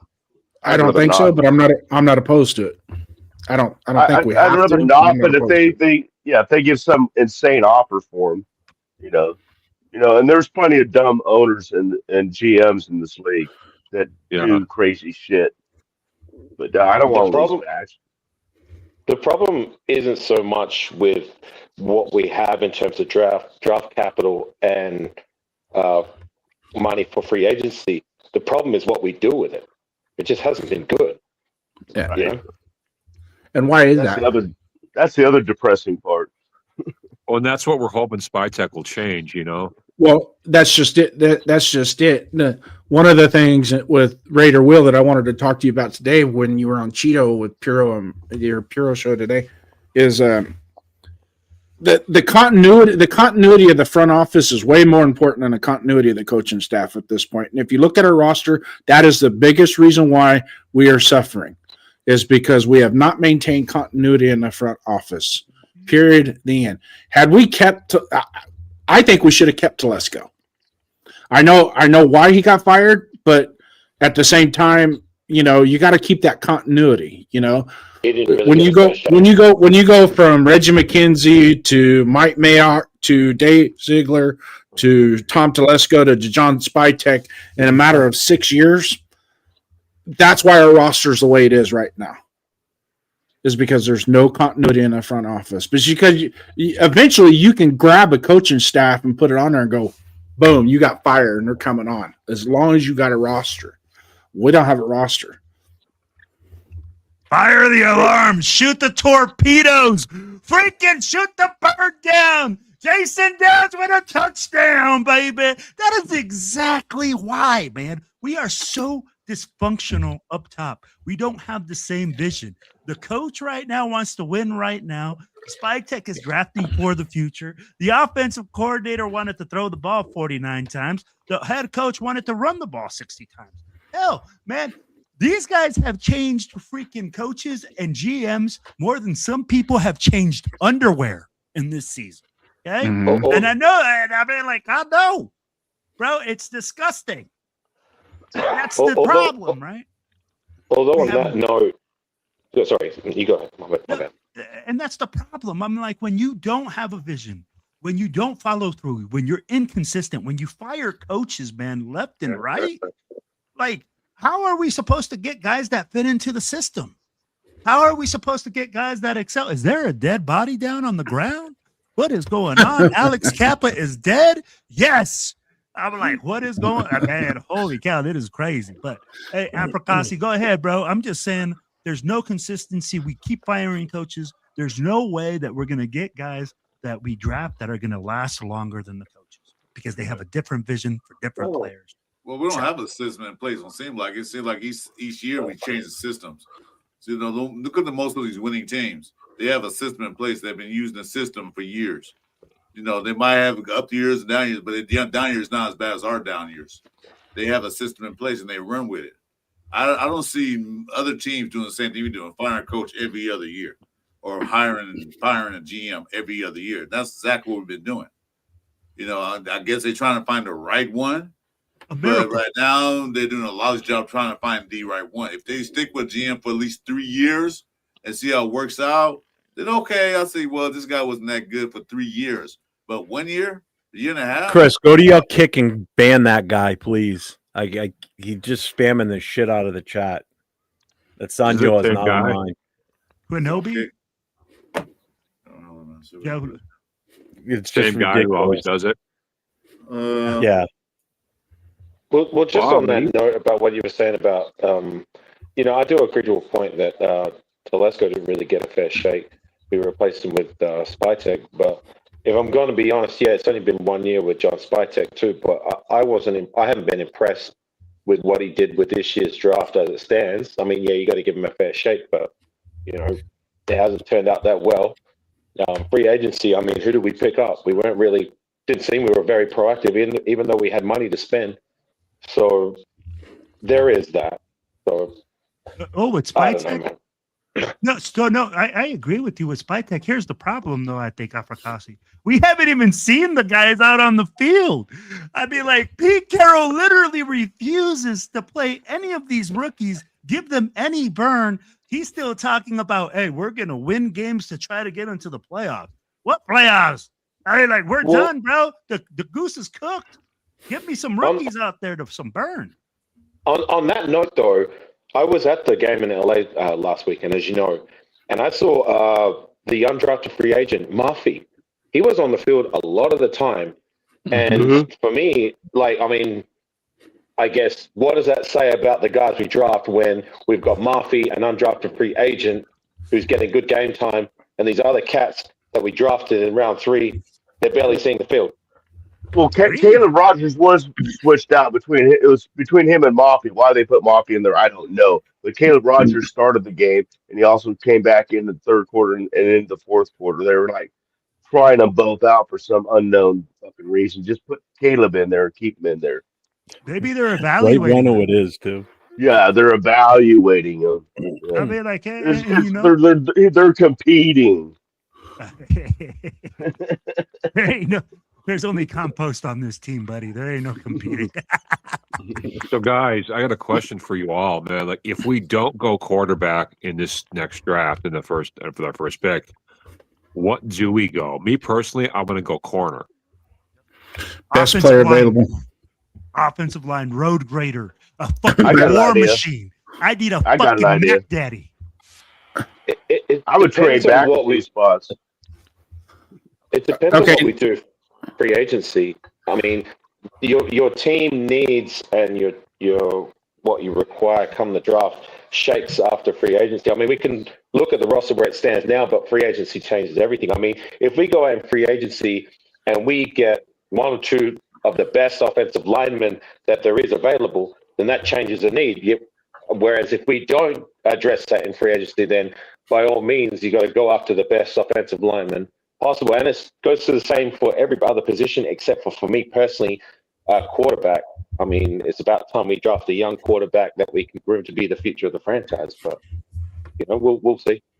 Yeah, if we can pull it off in free agency and get those two linemen, like I said, if we can get Lindenbaum, the center from Baltimore, is the one I want, and if we can get another offensive guard or tackle, and then at that point, then go get your quarterback with the first pick. If you're high on one particular guy and you think he's the right fit for whoever is our coach and offensive coordinator, then go for it. As long as you're comfortable with what you picked up in free agency for the offensive line, that's fine. It's just that we did nothing last year for free agency in the offensive line. We didn't even throw our hat in the ring for anybody that was available.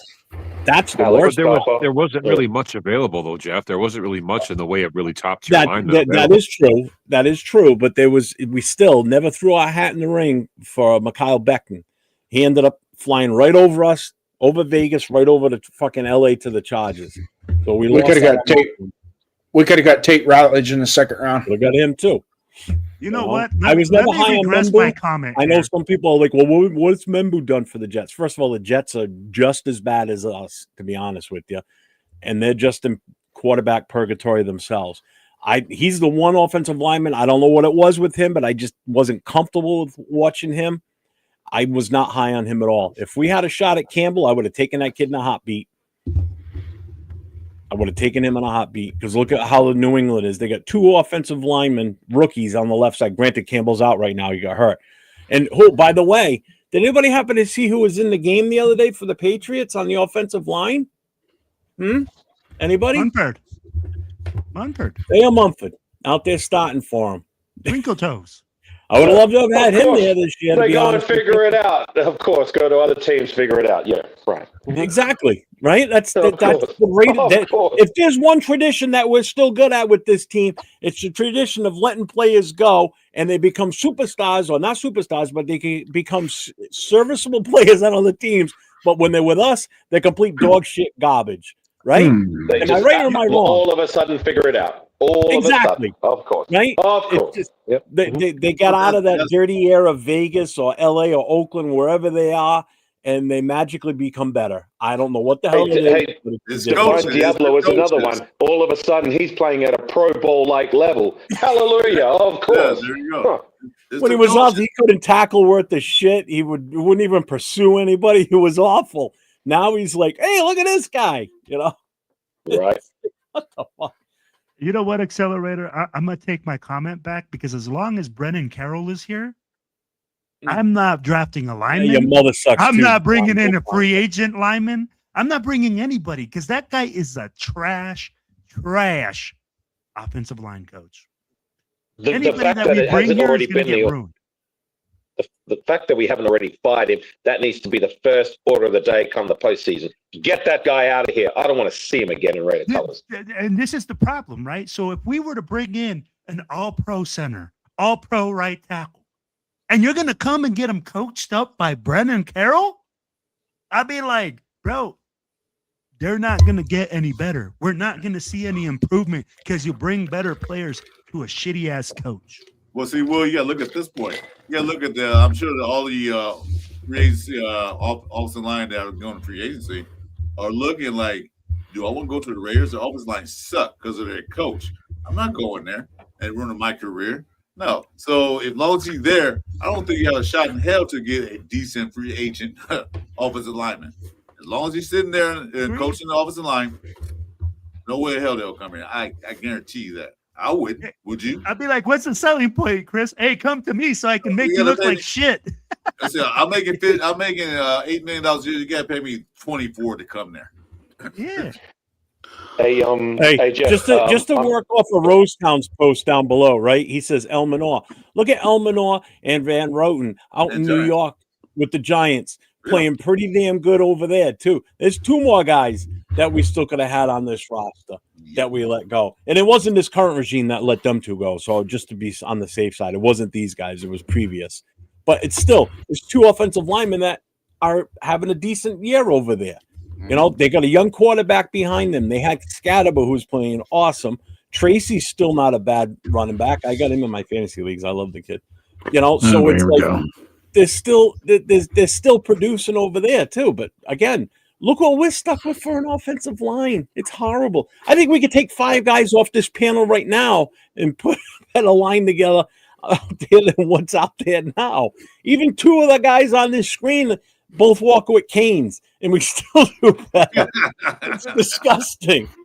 But is it because of the players or is it because of the coaching? With an offensive line in my life, I thought last year's offensive line was rough.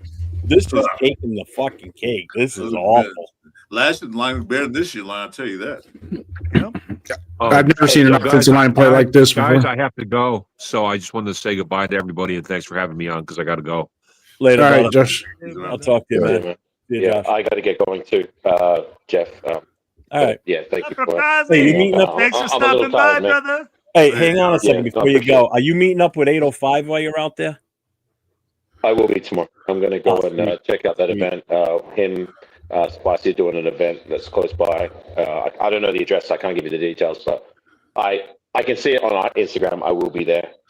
Lastly, if I can share real quickly, I just went to Allegiant Stadium and went on a splurge at the Raider image. So, yeah, I got my goodies right here. I blew $1,200 at the store. So, the new Geno Smith jerseys. Get you your Geno Smith flashback jersey? There was none, but I did get myself a Brock Bowers in black. One of the this is the not the on-field one and not the baseline jersey, but the one with the, I think these are the elites maybe. It's got like the silver patch and the little design at the front, so that's real nice. Yeah, those are good quality jerseys. Yeah, they're real good. I bought this hoodie. Got this. Do you mind me showing off the merch? No, go ahead. Oh, go for it, man.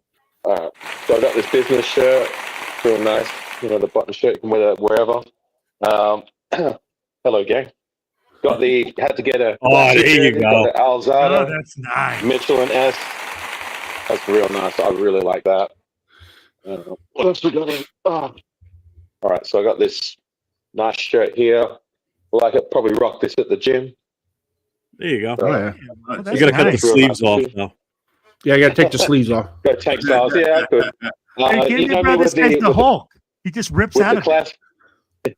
You know me with the classic games. I found this cool little shirt. This is a there you go. Blitz with Bo Jackson on it. So I really like that. I had to get that one time. You know how I play Blitz on the game stream sometimes, so yeah, definitely be rocking that. See what else. Check it out. I got one too, man. This is a fun show and tell. I like this. This is Christmas, man. Watching a kid open his Christmas presents. Man, I was a kid in a candy store when I was at the store. So I got the Raider Nation towel right there. Got another towel. There's Viva Los Raiders. There you go. Oh, there you go. Nice. He's an honorary Mexican with an Australian accent. Gracias. I got this one too. Might rock that at the game. Oh, there you go. Beads in the chain. Yeah. Nice. Peach thing. This one here, Viva Los Raiders. If we can see that. Yeah. All right. Got the casino chip keychain. Oh, that's sweet. A deck of cards. Yeah, something to fiddle around with later on. You got something to do. You got something to do on the plane on your 12-hour ride back. 24-hour ride back. I got a Raiders Sharpie for all my fans to do autographs. And when I say doing autographs, I mean no one's going to ask for it, but you know, it'll be good to write stuff on. And last but not least, I found these 2 packets right here. So these are 2 little boxes that have the some classic players in it with old school trading cards. So I'm going to open that up. I can't see it. Oh, that's Jim Otto. Oh, Jim Otto. And that's Randy Moss, but there's cards behind it. I might just open. Do you mind if I open up now? Like, see what cards I got? Oh, here we go. Oh, he broke the seal. He broke the seal. Oh. Here we go. You got that Jim Otto. Can you see that? Oh, I see Wisniewski. Oh, Howie. No, that's not. That's Wisniewski. Steve Okay, Wisniewski. Steve Wisniewski. I can't see. I got to adjust my camera. Bo Jackson. Can you see that? Bo Jackson. Yeah, nice. You got some good ones in there. Who's this? Oh, Randy Moss. Randy Fuck Moss. that guy. You throw that one away. Give that to somebody. Before my time. Oh, you like this one, Jeff? Look at that one. Can you see that? Oh yeah. Oh yeah, Matt Millen. Matt Millen. I've got that trading card. Yeah, I do too. And last but not least, this is a nice one. Is it? I got that one Marcus. Marcus. It's a refractor. Put that ready. We'll dig into packet number 2.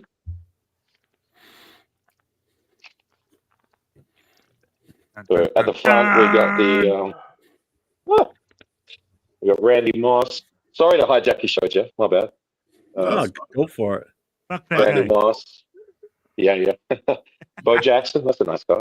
That's Yeah. Woo! That's a nice one.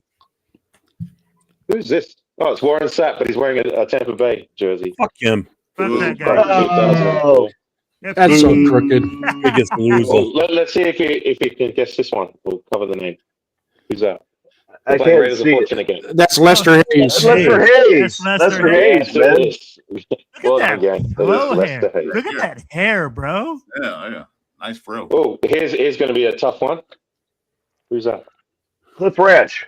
Michael Hayes. No. Michael No, that's Hayes. Michael Hayes. Oh, Michael It is Hayes. Mike What am I Hayes, thinking? yeah. Fuck, God damn it. Mervin. Yeah.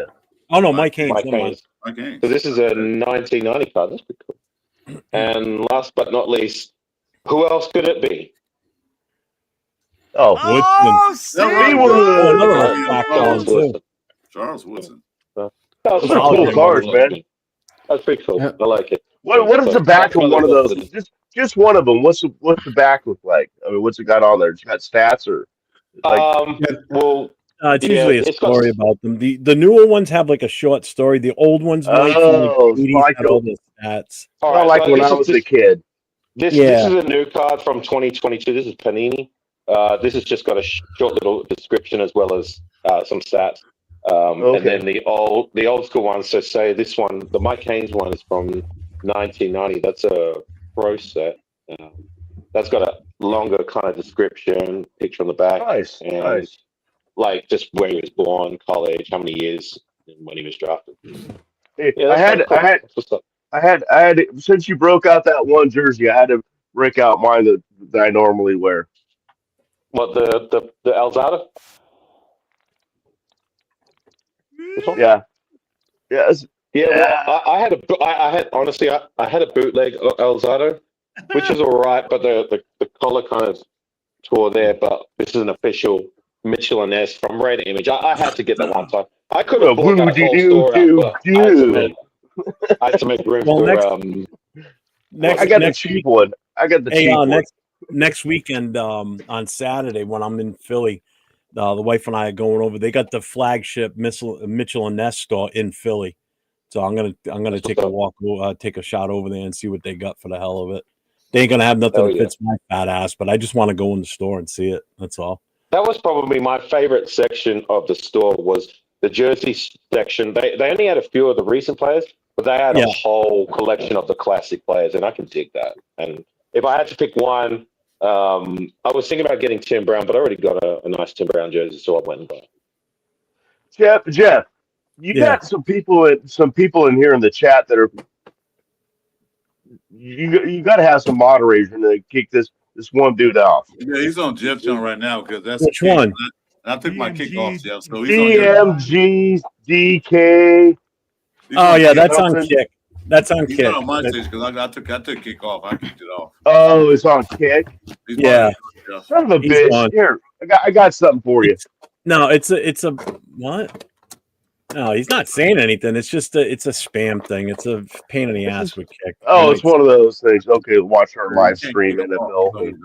That's my kick off. On that note, I'm going to take my lead, gang. Thanks for letting me share that.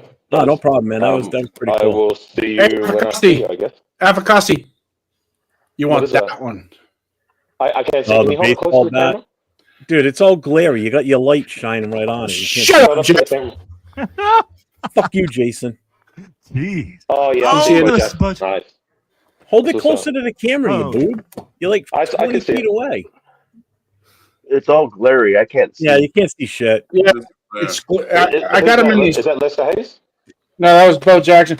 The thing is, I've got them in those plastic screw down carriers, so they'll glare off the. They're glaring off the thing. Right. Is that signed, Jason? Is the one with the baseball bat signed? This is the one that's worth a lot of money. I can't see that's that. what's up. Oh, Montana. Yeah. Oh. That's the money. That's the money grab. Everybody's bringing out their out. sign stuff. All right, we'll see. Good night, everyone. Enjoy the rest of your visit to the USA. Thank you. Peace out. You need one of these. Nah. What? That's Bo Jackson. Oh my God! I just switch over here.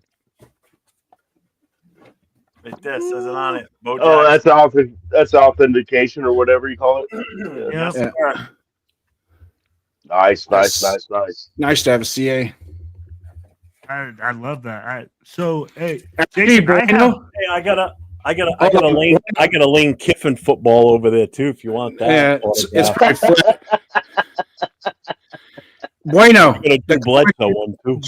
JD confiscated his card collector. Yeah, so all the football cards that I have, I got when I was a kid. That Joe Montana card I got for $0.25 out of a pack of Tops because I'd go with my dad to the grocery store and I'd get a couple packs of cards and I'd sit in the truck and eat all the gum before my dad got out to the truck. He thought I shoplifted, but no, he paid for it. He just didn't know. Is it a rookie card or by chance, or is it just? It's his rookie. It's his rookie card. So when they played the Bengals in the Super Bowl, when was it? 89. The second time they played the Bengals in the Super Bowl, his mom had his rookie card hanging on a Christmas tree, right? And Dick Stockton was the announcer that was interviewing his mom. And he said that this card is worth $350, right? I looked at my dad and I said, I got that card. He goes, no, you don't. I go, yeah, I do. I went and I pulled all my cards out, set on the floor, and when I found it, I held it up to my dad. My dad goes, holy shit. I said, I told you those football cards would pay off that you bought me. You want to see my nose hairs? No, not really. Nope. You're on your own on that one, Michael G. Yeah. What's up, Detroit God? What's going on? You have the right to remain silent. Anything you can say will be used against you in a court of law. Damn. Yeah. Is that? And I'm going to take the baseball and football cards from you, kid. Yeah, is that how Jason confiscated the card on one of his bus? Yeah. Hey. Like a little. You know what though, Jason? It's crazy to see how generations have passed that down, because we have I have cards that I got in I'm a little bit younger than you, obviously, so I have cards that I collected, and my kids now have cards that they collected. Mm-hmm. So kind of collecting cards and sports memorabilia is kind of like an interesting thing to see that's passed down. But the reason I was asking you if that Bo Jackson card with the baseball bat and the shoulder pads, he doesn't sign that anymore. No, he won't sign it. He won't. And I have a picture that's signed with the CA that's like that. And I'm like, I know how much that thing costs. That's why I was like, oh man, if that baseball card is signed like that, that's crazy money. Yeah, he won't sign the baseball cards because the way the collectors were. And actually, Jeff, I don't know if you know this or not, but a lot of baseball and football cards devalue if they're autographed. Oh yeah, especially if they're personalized. Yeah, if they're personalized, they ain't worth shit. So like if you have a player sign a card or anything, and it says to Jeff, thanks for whatever, it ain't worth shit. It's only sentimental to you at that point. Or somebody else named Jeff. Hey, As soon as Raider Jeff signs it, immediately goes up $10 million. If you guys know, you just want their autograph. You just want their autograph and like their player number, and that's it. You don't want anything else on there, right? You know, because that'll devalue it, man. And get it authenticated ASAP too, if you want to keep the value, and put it in protectors, 100%. All my shit, all my good expensive cards is sitting right here underneath in the desk I'm sitting at. They're down underneath in boxes. They're all my money cards are all in individual sleeves, all hard plastic sealed cases. Screw down plastic ones together with screws. I don't fuck around. I'm gonna give you guys the secret to making $1 million. Take a picture with the Raider Jeff when you see him in Philly. Get him to sign it, frame it up. Yeah, Will's gonna give you part of his $1 hanging on the wall. Yeah, take a picture with Raider Jeff and get arrested. If you get a picture of you and Chris Four Raiders Jeff smiling in the picture, that's $2 million, bro. Yeah. You and signed and framed. Hey, you know that is money. You talking about smiling? I smile sometimes. Will. I smile inside where it counts. We might have accidentally stumbled on something here. We might have actually stumbled on something here. Here we go. Raider content creator playing cards or player cards. Oh, that would be good. Huh? That would be good. Yeah. Well, I guess I'm the Alex Kappa. Not a bad idea. Yeah. Well, not playing cards, but yeah. But I'm the Alex Kappa of the group. So put me down slowly. I got what's his name from Chat Sports' rookie card. It ain't worth shit. Well, see, Alex Capicar is not worth shit now. But maybe think about Will. Alex Capicar is not worth shit now, but in the future, it'll be worth less. Lower than snake shit. What I want to do is I want to find there's a 1993 calendar, fireman calendar with Jeff posed in. I want that. Because I've never been in a calendar. Yeah. Oh yeah. He covered all 12 months in one shot. Fuck you, Jason. Prick. He's got room to talk. He just walks out. That's what I'm saying. Like, Jason Jones has left the building. Thank God. Me and Chris can stand in front of him and you still see him.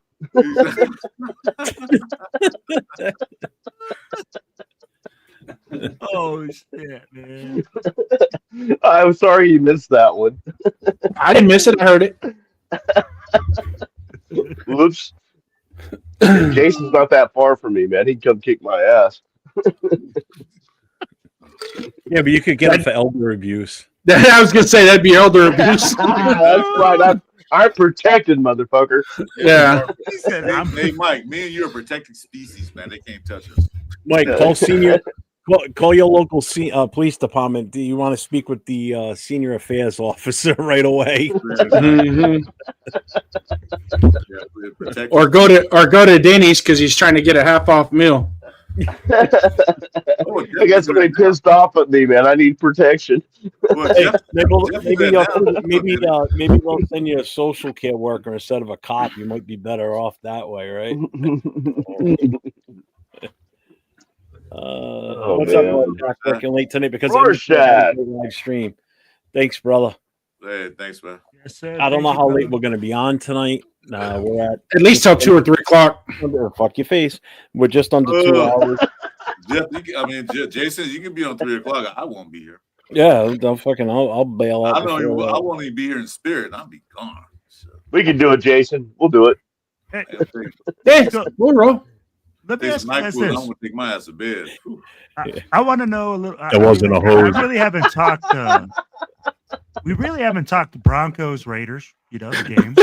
I want to know what your guys' thoughts are going to be on the game. I want to know. No, we're going to talk about that tomorrow night on the last call. Oh, you guys going to do that tomorrow?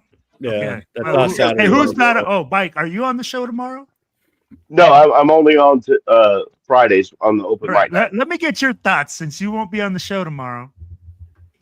Mike, what is gonna go down in the freaking dome or whatever you want to call it, in the freaking Star Dome or the freaking what is it? Death Star. We'll call Death it that. Star. What's going down? You know what? From my heart or from my head? Hold on. While he answers that, I'm going to run out for a cigarette, but I will be listening so I can hear his take. So I'll be back. Okay. Think with both. I had a really weird score, and on another show I was on, and I'm going to stick with it. I had 16 weird scores, a lot of field goals, 16-9 Raiders. Wow. Okay. Excuse me, 16-10. Because I think each team will get one touchdown, and then the rest is going to be field goals. That's what I think. In my heart, I got it. Hey, I'm not predicting 31 fucking points. No, Yes, I'd be like, look at sorry, this, 31 to 20 donkeys. I like it. I'd be like, that's more realistic. I think that's pretty realistic. And honestly, I'm with you, man. We're on a hope and a prayer. I mean, like, honestly, the Broncos right now are on a hot streak. The only hope we have is that we make it into a slugfest and it gets ugly. That 17 is pretty high score for the Raiders, so I don't see that. Yeah, I don't see that either. Yeah. If we can get 10 points. 30, I can believe that, but not 17 for the Raiders. Bro, that's the hard part. Have the Raiders ever scored 3 touchdowns in one game this year? I think one they did, right? I think one. Yeah. Jacksonville and I love you guys, man. This is why I love watching you guys, and I love watching this show because I'm like, you know what, man? Yeah. If I'm gonna go with what my brain thinks instead of what my heart thinks, I would definitely say probably more like 27-10. This might be I'm not even gonna say the name of the team. I can't say it. That's not more realistic. I know what you're thinking. That's not more realistic, really. Bro, Broncos, this might be a kumbaya game. Guys, this might be a game that at halftime we're just all singing together and just hanging out and not even doing anything. Because this might be like a Chiefs game. It's been a kumbaya season. Let's face it. Exactly. Also, that first game, it wasn't kumbaya, but after that. Oh, yeah. Everything after that, yeah. How many times is Gino going to get sacked? Oh, about 6. 7. 6. 7. 7. Right, we're in the same ballpark. Right in the same ballpark. 6, 7. What was it? Oh. Okay, 39 Broncos. Ray Will, young cool cat, is learning from the OGs on the live stream. Yes, I am, man. Well, they had what? They had 6 sacks on his last game, right? 6 was it? Yeah. I'm guessing with I'm gonna say 5. I'm gonna say 5. If they start, especially if they start Kappa and keep him in the game. Well, it's hard to say who they're going to put out there. Not Kappa. I'm sorry. Not Kappa. God damn it. Caleb Rogers. I love you guys. How optimistic you guys are. I like Caleb Rogers. Did you watch? 10 sacks. 10. Did you watch? 10? Okay. 10. Okay. I'm not gonna argue with that. 10. Okay. 10. Well, Denver is the highest. I mean, obviously they have more sacks than any team in the league. Yeah, they do have the highest sack total in the league by a lot. Yeah. You know what Gino's gonna be doing? Gino's gonna be like this. Please. He's gonna be doing this. He's going to and get sacked because he can't move. That's why we're not starting Aiden O'Connell because he can't move. Yet Gino's in there and who does not move. He only run the pocket a couple of times this year. I've seen. So and it's worked out when he's rolled out. It's worked out. It worked out 2 games ago. He rolled out 2 times in a row and completed passes. Jason, how do you want to go 3 o'clock in the morning? You're already yawning. What the hell, man? I just woke up. I'm going to tell you guys like this. We are, after this game, all 5 of us on this panel are going to be more athletic than Geno Smith because that man is going to be crippled after this. Who's to say I'm not already? That's the thing. I say by the second quarter, he's going to be gone. I mean, and not by choice, but by stretcher. or Cart, I should say. I don't wish no injury to any I player. don't wish that upon him, but I mean, the dude is hurt. The dude is playing hurt in Denver. What? I mean, Portis. I mean, fuck, Jesus. I mean, Yeah. is it who's in? Oh, is that Rafa? Yes, sir. Yeah, that's me. Oh, nice. You're like really tiny on my screen. Oh, there he is. Yeah, I see you now. Hey, Rafa, how many times is Gino going to get sacked this weekend? Oh man, a lot of times, and I can tell you, Geno Smith is so garbage, so trash, so basura. I mean, god damn it! Even they made a lot of uniforms. I've seen Rodgers. Now I want to see some more other players that aren't ready. That's what I'm doing. Oh, he's not ready yet. Well, it looks like Rodgers ready. Yeah. Wait, hold on. Oh yeah, Gino just got sacked again. Sorry. Oh, okay. Well, I think too. What's gonna? He got sacked on his day off. Got sacked on his day off. I must say too that with the fact with Greg Olson running the system now or running the offense, we're gonna. I think we did show a sign of running the ball more in the last game. I think we're going to see that more. I think that's going to help hold down the sacks. But it's still, I'm saying 5. I like your thought process, Mike. I'm just like, I don't even think we're going to be in a position to even run the football with us. We will for the first drive at least. We'll pretend. I'd be like, we will pretend to run the football. We got 31 yards last game, Cap. I'd be like, let's be real, guys. It's been 10 games since we've seen a Raiders rusher go for over 100 yards. Hey, I got some interesting notes. I heard it on another show. This is amazing. I don't know if you guys know this. I don't know the exact numbers, but in our last game, we got 265, I believe, right around there, total yards. Okay, we had 10 drives. 2 of those drives were touchdown drives, and now those 2 touchdown drives that only left that sucked up all the yardage except for like 25 yards. So in 8 drives, we got 25 yards, and on one of those drives, we had a play for 27 yards to Brock Bowers. So basically, in almost 8 drives, or we'll just say 7, we got -2 yards. Wow. Good stats. Think about that. I saw it on what's his name? On Soto and he brought that up. Yeah. It was he had somebody on the show or played a video, and I'm like, you got to be fucking kidding me. We had -2 yards on 7 drives plus. I wouldn't doubt it. Hey, that's offensive efficiency according to the Raiders. You guys could look up the stats, man. Maybe that person was wrong. I don't know, but that's pretty. It looked that way, Mike. You're absolutely right. It looked that way. Shit. Except for 2 drives, we did nothing. Right. I mean, except Gino they don't even get sacks. Gino can't even hand off the ball. I'll be like, Gino literally cannot come out from underneath center without getting tripped up by Alex Kappa. Most basic thing. You almost want that Benny Hill music in the background. Yeah.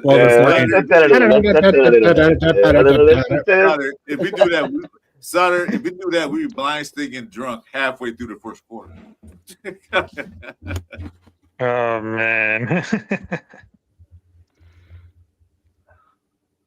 Well, it's a good show. We're having a good show tonight. Oh man. Well, what can I tell you about this right now between for like Geno Smith? Even Geno Smith talking about his performance, they say of, oh, he's got a bright future. I mean, no, it's not, because I just wanted to tell the audacity, because he doesn't have a bright future. He flees the Raiders for millions so they can do like whatever they want with his round of the league, because he play us for 85 million. Yeah, this future is gonna be really right, but if you can guess like $1, all you can do like, well, they had to do it. But what does Geno had to PP tape at the Raiders headquarters? I mean, what in the actual fuck? I mean, like I said, folks, Geno Smith is such much basura. He's garbage. I mean, he can never throw. I mean, my abuelita can throw better than Geno Smith. Hey. I'm gonna disagree, Rafa. I'm gonna disagree with you. Dean does have a bright future. He has a bright future as a used car salesman because he does that goddamn person. That's what that lying ass. So there it is. You and I also have a bright future at 43 and 6. Hey, you are in your prime right now, Chris. You have a bright future. You and Jeff right now, you guys are priming up for the future because that's what Gino thinks. You're 35 years old. 35. Bro, on what planet are you on the up and up? You're literally at the bottom of the barrel. You're 35, bro. You're used up. I'd be like, you're not Tom Brady. You're not Peyton Manning. It is what it is. Somebody's having fun on the soundboard. Yeah, that's yeah. My hand is right here, so I'm not doing it. Oh, jeez, here we go. Oh, here we go. Banned it from YouTube. Did you hear the intro song tonight, Will? Yeah. I didn't. Are you gonna play for the outro? You didn't hear it? No, I was on another show at the time. I'm gonna hit the end stream so I can see what the outro looks like. I was on another show at the time, and I told him I had a prior commitment over here. So I'll play it for a little bit. I won't play the whole thing.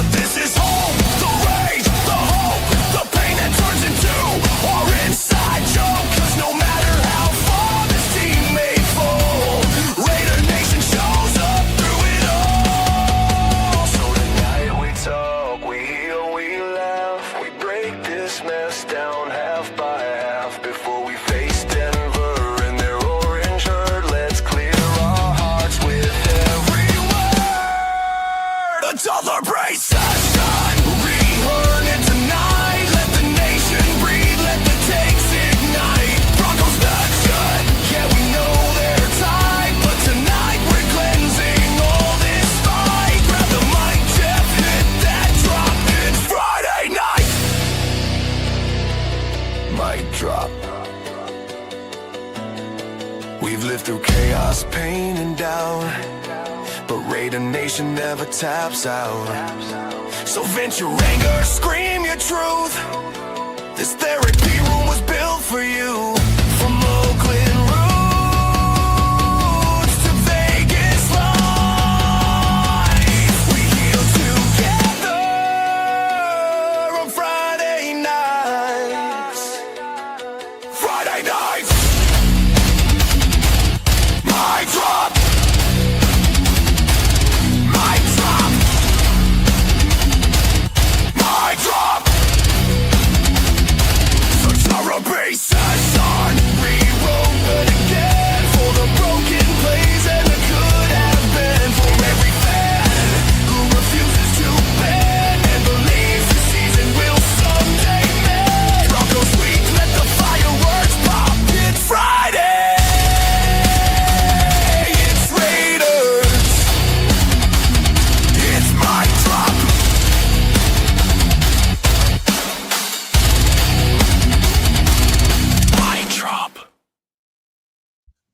That was fucking sick.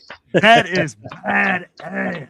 And then Yeah, You're starting to somebody piss made me that- off with this shit. There you go. That was fucking awesome, man. Yeah, I made that this afternoon. Yeah. Actually, sorry, not this afternoon. I made that about less than 4 minutes before the show started. Jeff is I thought- you and Chris are getting really creative on your intros and your backdrops, your thumbnails, whatever you call them. Jason I'm was sorry. great 'cause Jason has finished my intro. It's pretty fire. I like my intro. For the show, I'm gonna start doing. Sacktown. This goofy What? ass redneck's doing a lot of this shit. Yeah, he did. He did intro for mine.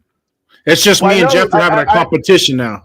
Yeah, we're No, trying I know Jeff did that one. I'm just saying Chris has when he does his show, Oh, he does some pretty fire. I shit, got too. a fire one. I got a fire. It's not heavy metal. I got a hip hop one that's really cool. I'm not a real hip hop kind of guy, but I like that one. And then I have another one that is Southern rock because I like Southern rock. now I love want to hear really it. fucking Now I want to hear jams. it. Yeah, I want to hear the Southern Rock one. Okay. Let I me see actually if I can. I made a song yesterday for the wife. She absolutely loved it. Actually made her cry. So it was worth Really? it. Oh, Wow. The romanticism is just oozing out of your body. Let me go get on the other computer because this one the operating systems does not support. So I don't want to hear that shit. shut the. You just played that song that I've been working on a heavy metal riff, and you went and threw that together in 5 minutes, pissing me off. damn! I didn't mean to make it. I didn't mean to make it a competition, man. I was just bringing up that they did good shit. They did good stuff. Oh my God. So I that's didn't, what, I didn't Jeff mean to make it a 3? competition. So Mike, it's Jeff 3, Jason 0. Actually, it's 4-0. I got more wins than the Raiders do. Woohoo! Yeah. The hippity hoppity. No, every week it's going to be a different song on Friday nights. So I'll be right back. different song, there we different go. genre. Every I want to hear the other one. I want to hear it. I don't know if you guys. It's I not do my too, show though. like, It's not my show though. Oh my Not my God. show either. It's a- I'm just here as a guest. Chris loves the heavy metal one. Look at him. He Yeah. absolutely Oh, loves it. we're having an intro playoff here. Mine's We're having an more- intro. Oh, Mine's more sorry, than sorry, jazz. Chris. Mine's more All than jazz. There is not heavy metal Chris, or southern Hit rock. us with it. It's hit us more than with it. jazz. I have Hit it us here. with it. but We can hear all three. We can hear all three, and then let the chat We're say, going "Oh to man, let the chat decide. there we go." A little competition going here. Let's go, We ain't got chat. nothing else to do, man. You saw what Raider Jeff did. You know, we saw him. This No, is, you'll That was see pretty mine. fucking bad. They started off strong. You'll see Mama do my own show. I'm not going to do it here. So, Oh, okay. Okay, Oh. Chris is going to make us wait till he does his show. yeah, might as well. Okay. We're waiting for a Raider victory. So, what the hell? Might as well. So it's gonna be a while before we hear it then. Exactly. We'll wait for that. Yeah. You guys. Okay, we got Jelly Roll in the house. So make sure that we got that beat down. And to go off topic right quick, while Jelly Roll's looking for the song, somebody put in the chat, watch me sign Kyler Murray next year. Do you guys want Kyler Murray? No. Okay, good. We all agree. I agree. He won't last. Not behind this offensive line. You'd have to upgrade the offensive line tremendously. What's he like? 5'3", something like that. I think it's 4'8". 5'4", I think it's 4'8". 4'8". Yeah.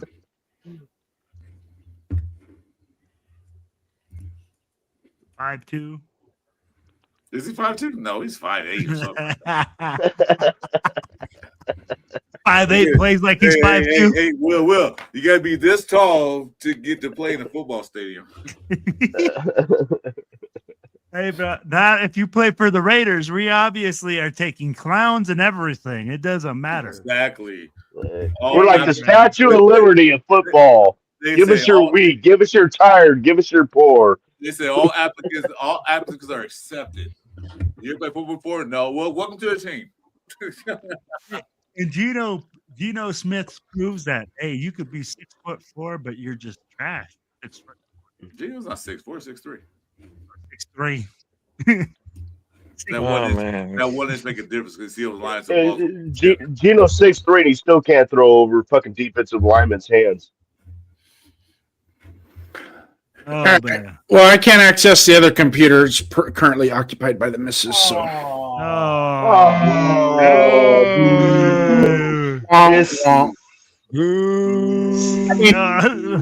Look, now he's like, damn it.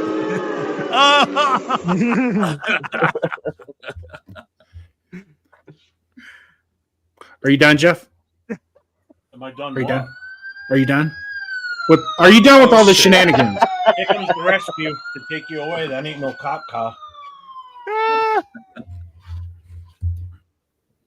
Oh man! I got no Typical fireman. I love this. I love this show. I come in, smash your house up, and leave. You got a And you take me on the way out. I drown your house, break it up, and you take me on the way out. One job: take the water, put it on fire. Water goes on fire. Put the water on fire. Fire go out. Oh, okay. Motherfucker risks his fucking life every day. You forgot the part where we got to give the cops oxygen because they ran into the building with no protection and now they're all hurt and they're out of job. You call us when you need help. We can put water on the fire if when the you damn cars weren't blocking. You call us when you need help. If the damn police cars weren't in the way like they always do because they think they're firefighters. But you call us when you need help. You call us when you need help. Hey, is this the way it was? Hey, is this the way it was with Chip Kelly? Nothing a Halligan can't. Hey, you know what? This is exactly like Chip Kelly and Pete Carroll. Exactly what it's like. That was exactly what they were. Hey, they were all kumbaya out in public. No, I say pass the ball. That's exactly what they're like. You know why God created cops. You know why God created cops so firemen can have heroes too. So firefighters had heroes too. Cops were only cops because they couldn't pass the fire exam. Couldn't pass the physical. Well, I mean, when you show up to a fire exam, they hand you a box of crayons and a piece of paper. And again, you still couldn't even pass that. Just didn't even bother taking a test. Set yourself up for that one. You set yourself up. Jason. Score Jeff 5, Jason. Hey, Ralph, how you doing, brother? This is exactly. Hey, all right, let's come together and say we need both. We need firemen, we need cops, we need everybody. You're all welcome to the Raiders coaching room. This is exactly the Raiders coaching room. We need edge rushers, so we need a lot. We got our defensive coordinator right above me. We got Patrick Graham, PG. We got Chip, our former OC, up to the right. And we got Pete Carroll on the left. Well, at least that's again, I didn't lose that much. No, I'm just saying this is exactly how I imagine those coaches' meetings going. When these guys were in the coaches' meeting, BG is just probably like looking around. Just sitting there like, whatever. Yeah. You see Chip Kelly as the offensive coordinator, like, what the fuck are we doing? Why can't we do this? Pete going like, we got to run the football. We're good defense. And then you have us like somebody has to be the offensive line coach. I'll be Brennan Carroll. Being like, I don't know what the fuck I'm doing. You can look Brennan Carroll. Well, I thought you were smarter than that. Why would you be offensive line coach? You way smarter. I have to. Somebody has to take the bullet, and I'm not going to throw my boys under the bus. Hey, so Jeff, I will get rolled over the bus. Yeah. So, anyways, I'm gonna check out and go hang out with the wife. Losers usually do. Okay. I thought you said 3:00 in the morning, Jason. What happened? Yeah. Okay. Yeah. Right. First one to bail. You guys are the sissies. Wow. I'm just doing the right thing. Anyways, no, because usually on Friday nights I try not to do too much time on here. I've been on here for a while now, so I need to go spend time with the wife. And What's up, then Jack? tomorrow night, Hey, Kenna. Raiders Last Call podcast. I'll have that. Mike Sacktown, if you can hear me. I don't know if you can hear me or not. I'll have that music up tomorrow. Yes, yes, I can hear it. I can hear you. I'll put it in because it's not in this studio that we're in right now. The song is actually in my studio, way down at the bottom. But I'll make sure it's in tomorrow night's studio so we can. You doing the hip hop one or the country one? I'll do both of them. I want to hear both. I'll do them both. I'll be watching. I'll do them both. Oh man, Which one I'm is trying it? to watch. I'm supposed to be doing something. I'm supposed to be doing another show tomorrow night. I don't know if the times are going to conflict. So, but I'll Jason. try. Jason, is it the Show Me the Shield one? Yeah, I did 2 of them. Which one? The Raider Nation one or the Show Me the Shield? There's one that's called. Okay, answer the question. Excuse me. Sorry. Hold on, because I think the one that I sent you that's the video, right? I don't know. I'm asking the question. I'm looking at them both. Yeah, kind of. Let's see. One's a minute 16. The other one's a minute 17. Neither one of those songs are on that one. On those. How about the minute 13? That's the last call one. No, but both of those you can play both of those if you want. No, I just You don't asked want which one was the right one. Just ask a question. They're not the songs. Those 2 don't have the song in them. That I create the 2 songs that I created. Studio. Huh? They're not. No, in they your will be. studio. No, they're not. No, I'm in your they studio right now. I'm telling you, they're not in there. will be. I can't do it right now on this computer.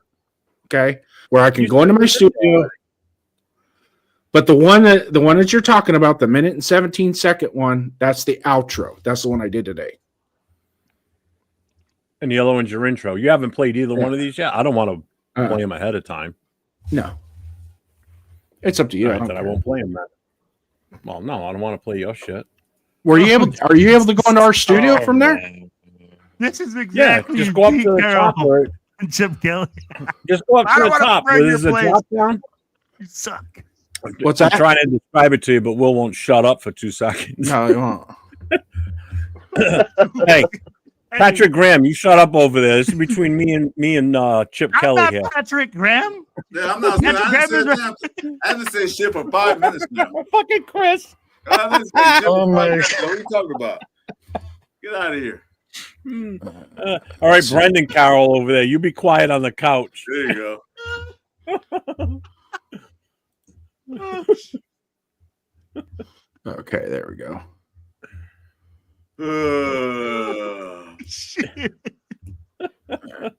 See, that's Patrick. We blame for everything. The There you go. the ball. Patrick Graham, why Tell did he me run the Patrick ball? Graham Hey, I don't don't got that know. look. Hey, He somebody doesn't send have Jack that kind of look. the link. I'm busy. I'm doing some other shit right now. Here's Arnie's a got a question. Arnie's got a question.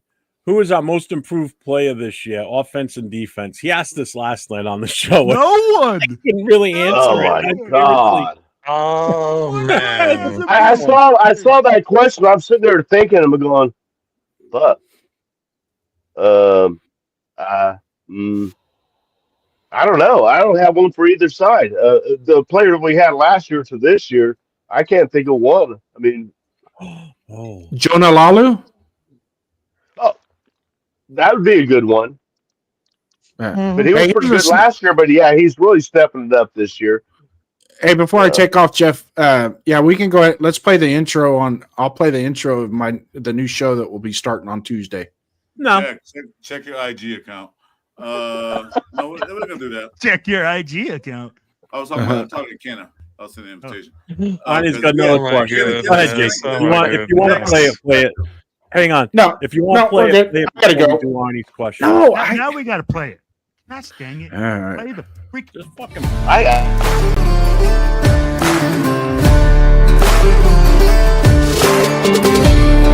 The gay cowboy.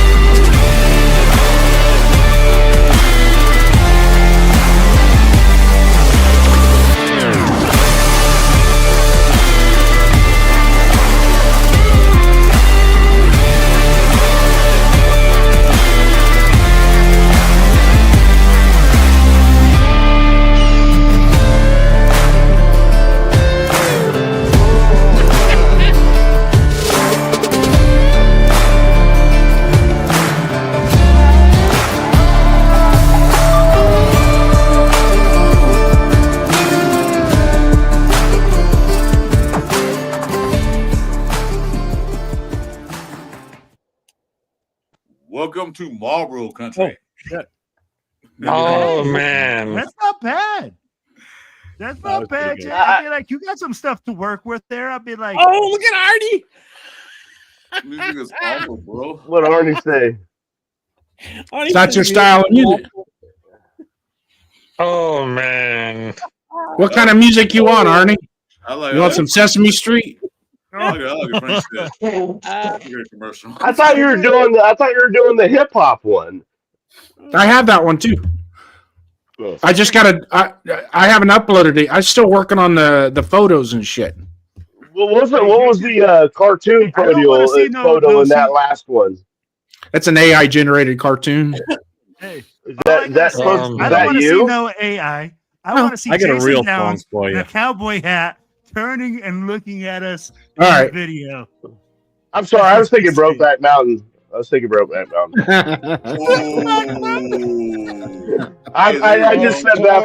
said that for the last. I just said that for the last. Jason won is not sat down. Jason's fucking halfway here already to kick my ass. Nah. It's elder abuse, like we said earlier. Nope. I let y'all talk shit because when it's time for me to get bit with it, I could talk. What the fuck? What happened? He kicked us all What out. happened? Blink. Anyways, hey, I'm gonna check out. More power than we thought. Jason was trying to kick us all off. Jeez. Yeah. Oh. Hey. Oh shit, we pissed him off. I pissed him off. You got yours, I'm Phil. sorry, Jason, man. I didn't mean to piss you off. I was just playing, brother. Oh Hey, shit. that Oh That shit. Brokeback really hurt him, man. That was wrong, Mike. You was wrong. But it was Yeah. wrong. That's the only reason I said I thought it'd be funny. And I even said that. You know, it was just a joke, man. Yeah, he had to go to the wifey, so yeah, all right. Hey, man, I'm telling you, that's what happens when you're Chip Kelly. Just get fired. What Rocha said, it's like what, like watching this team's trying to function is like watching Benny Hill's show with the yakky yak sack playing in the background. Pretty much. And that's what's so hard, man. I mean, There you go, there's Arnie. Nothing on this team. Like Arnie asked, who's gotten better? No one. No one's gotten better. I can't see anybody. Kuntz took a step back. He ain't doing shit. Glaze, I mean, we can name who got worse. What do we name who got better? Oh, Hey, we Will, can name Austin that got worse. Will, I Pretty got a much song everybody in the for you. offensive You ready for line. this one? Want to hear this song? Ready.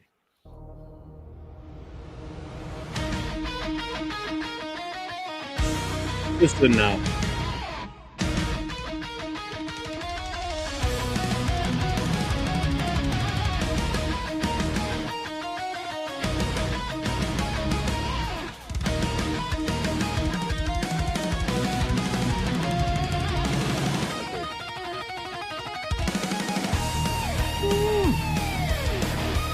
Gets better.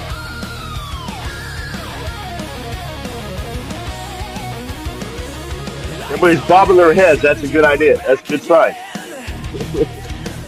The most notorious crew with the silver and grin. From the black hole deep to the cities we roam. This is hard. TBH chapter calls this their home. We talk Raiders football, raw, unfiltered truth. From the legends of old to the future proof. Hot topics burning, the fan base churning. Every week another fire, yeah, we're turning. Oh, this is the most notorious. Raider Nation, now you can't ignore us. TBH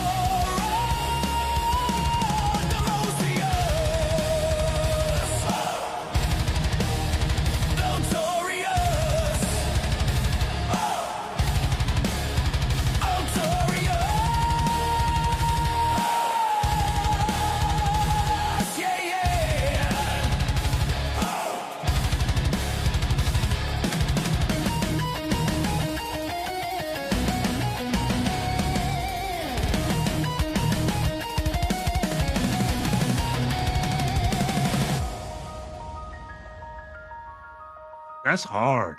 That is hard, man. I mean, like that. I really like that one, but I'm going to be in the minority here because I've been reading the chats that are coming through, and everybody likes that song the best. I've been told, by the way, that Will and Rafa were just like, well, I mean, like, but I like the first one better. That was a great one, but I'm listening. Yeah, I was listening. I like the first one better though. I know. I'm in the minority. I'm the one that's I understand. No. Listen, did you hear the lyrics in it though? That's the point. Yes.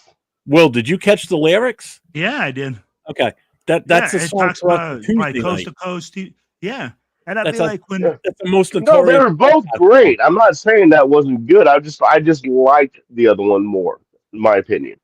And I know I'm in the minority because I saw the chats, and I'm definitely the only one thinking that.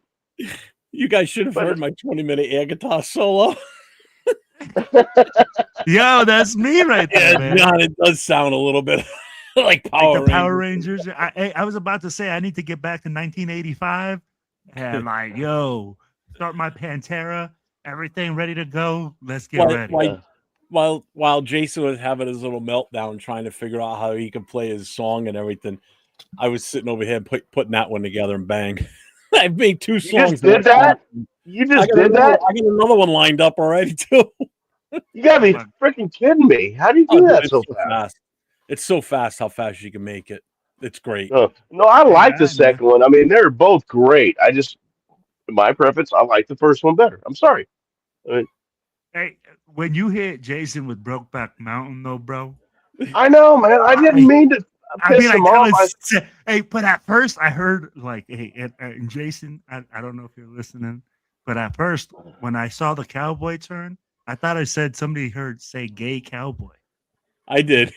I did. I muted my mic. I went, gay cowboy. Yeah, and when I heard that, I was like, is that part of the song? And then I was doing this in the background. Hey, look, to my defense, I even said that, man, I just said that because it was obvious it was a joke. I thought it'd get a laugh. And I didn't mean to piss you off, Jason. It's to have the laughs. We got a little heated earlier. Right. I didn't mean to piss him off, man. I like Jason. I'm talking about my heat up earlier. So no, it's funny because like, look at it, man. Like we were talking. Like, honestly, this is what the total dysfunction has probably looked like in the coach's office, right? Where you're arguing, where you have like just going through different things, and there's people just looking at each other. Right now, with Pete Carroll and Chip Kelly, that's probably what people were doing.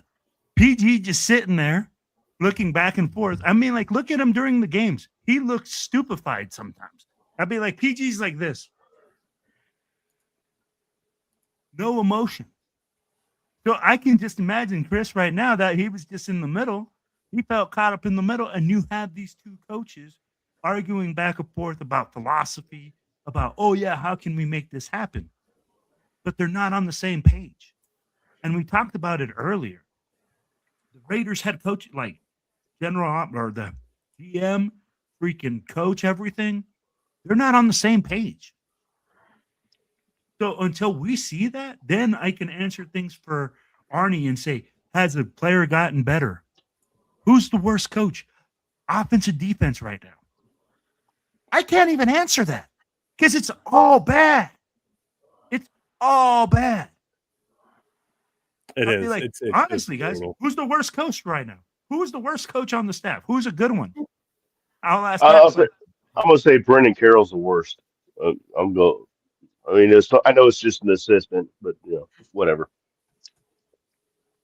That's easy picking. So, yeah, but then you go like, okay, Patrick Graham, you have such a great scheme. Why can't we tackle anyone? Yeah, that's the thing. I mean, like, there's so many things wrong with this team. Hang on, Jack. If you can hear me, you gotta turn on your mic and your camera. I can't pull you up anywhere until you do that. It tells me there's no option to bring you in.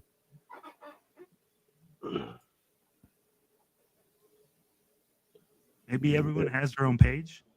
Jack, you've been doing this like 3 years longer than I have, man. Right. Yeah, I put the link in the chat for that Suno, Suno. That's where I make all the music and everything. I've already got my songs published in there, so if you want to hear them all, you can go for it. They're all in there. Okay. You can find them on his link tree too. Jeff's going to put them all on a CD, and you can buy it for $10.99 plus shipping and handling. Oh, Gravy's here. Gravy. Jack's What's up, still Gravy? is What's up, my brother? Oh shit! How's everybody? How's everybody What's up, doing? Gravy? Good, man. Looking good, brother. Looking good. Jack still can't get his shit to connect. Jack, He's the Jack, one that has Mike's problems. right. Mike's right. You Jack's know- been Wait a minute. doing Jack's on shows his for phone. He still fucking can't 20 connect. years, and he still don't know how to get on. He still don't know how to get on. He's on the phone. He can't connect. The one, oh, get this. The one time he got on within like a couple seconds is when I bet when I was on with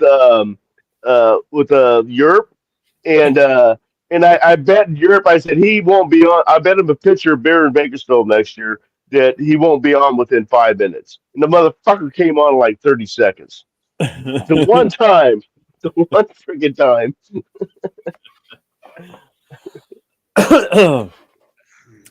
I just realized, Gravy, I didn't send you the link earlier, did I? All right, Normally I I'll do. find I it. totally No, you forgot. put it out Jack, there. you're not working. I felt like talking the ball a little bit. I haven't talked Dang. the ball. Oh, since the other day, I was on another day. You were in there, Jeff, with me Yeah. early in the morning. I got 2 shows. I got called in for work, and then it was the wrong shit. So I did another show then real quick. But it was sounded like you're live right now. Everybody complaining about coaching and players and stuff. So I thought I'd get Were you into it listening more. while I was going on off the deep end? That was awesome. That was an awesome. It was a cool run that you went on there, Jeff. I thought it was. Cool. Yeah, I would have kept going, but Jason decided But to yeah, sounds and so, fuck yeah, my you kept head, getting threw me kept off. getting interrupted. Yeah. Oh, you? No, I was That's usually my job. I was on my high horse We about broke down, Jeff. You were saying we're broke down. yeah, I was on my Yeah. high horse about trading, seriously, we need to consider trading Max away. I mean, he ain't doing us any good. I mean, what's he doing? Oh, Jesus, Jack, took you fucking long enough. You good now? Yeah. Well, Chris's shit's so old, it's like crusty. It's like you can't link into it. Mike, call him. Wow. And now that battery's gonna die with this old ass phone he has. That doesn't even say hi first. Hey, Gravy, Doesn't even that was say like years hi ago. first. I got a new Jack, phone. Jack, don't get me started with your Nokia 210 phone that you're using right now, okay? Dude doesn't even say hi, man. What's up, guys? No, he just takes right into fucking Chris, man. Yeah. Hey, I tried. Like I'm telling, like my shit doesn't work. No, it wasn't me, bro. I love you guys. I love this family right here in the nation right now. And it's like, and I will say this, I do want to start off the show one way because Jeff said this on with show. It's not 2.5 hours. Well, no, and no, I do want to say salute to my brother Gord out there. It's like Chris, and Jeff, you said this, and you posted it, and I thank you, brother. Leo, what's up? It's like, man, I thank you guys for that. So Gord, RIP, my brother, I love you, and I want to hear everything that you guys want to talk about tonight. But I needed to say that because I need to get that off my chest. So come on, what were we talking about? Gord was great. We were talking about how long it took you to get on the channel. That's what we were talking about. I tried. It didn't work on Chris. So Chris, Forrest, I love you, bro. It didn't work. So Jeff, your shit worked. It's the same shit we talking about. There's nothing different about the same shit. I can't help you. Nokia phone can't handle the megabytes and shit. Upgrade your phone. Yeah, Gravy. Hey, Weber, SoCal. Before Jack came in, what I was talking about was I brought up the whole, seriously consider looking into, putting Max on the trading block. What do you got to lose? You know, everybody becomes married and falls in love with players, and I'm sick and tired of it. And you know, what good is he doing us? You know what he can do good for us? Get us either trade him for a player and draft picks or whatever we can get for him. If it betters the organization and the team, stop thinking about the individual player. It's about this team, you know, and you know, like, oh, we got to trade him to somebody that's going to win a championship. No, we don't. We can trade him anywhere we want. We're not obligated to that. If a fucking team is offering us the best deal, tell you what, see you later. I'd do that with any player on this roster. Nobody's locked in. You know what I mean? If the deal's good, you take it. If it helps you or you think it's going to help your team for the future, you do it. You know, don't want them in the AFC West. I'll tell you that. Well, stop this pussyfooting around with, you know, bringing these washed up players like Capper and Forsythe. What did they do to help us? Absolutely nothing. Nothing. What has Max done to help us win games? Nothing. How many playoff games have we won with Max? I don't think Max has even seen it. Oh, no, he did see one playoff game. Yeah, he saw, yeah. But still, didn't help us win that one. I mean, he's not what everybody thinks he is. Some of these players aren't what you think they are. Right now, there's only one guy on this roster that I can say he's exactly what we think he is, and that's Brock Bowers. It's just that he's got no other help on the offense. That's the biggest thing right there. Brock Bowers is the only bona fide thing on this team. Genty still is unproven, and it's not all Genty's fault. It's the offensive line and, you know, what's going on with that. But Bowers, you know what he can do. You saw what he did last year. He's taken a back seat, or he's taken a step back this year because of injuries and just the ineptability of this offense. You know? Yeah, if you're asking me, I agree with you. I said that the other day. You were on my live, and we were basically agreeing. You know that, people we're having. I don't have 1% of hope for this team. I think we've hit rock bottom, and we can't get any worse. The sayings that I hear everybody saying is, "What do we have to lose?" And that's rock bottom to me. Mm-hmm. You know, putting in players, if they're not developed yet, it's just going to get worse. You're going to see worse. If they're not ready now, you're going to see worse, and it won't be any worse than what it is now. So, the only way to do that, I'm not even motivated to talk about this team. I get on the show because I want to see you guys. I want to see you guys, and we can talk about it. Is that I get in bad. My life is so great only if I talk about the Raiders. Bro.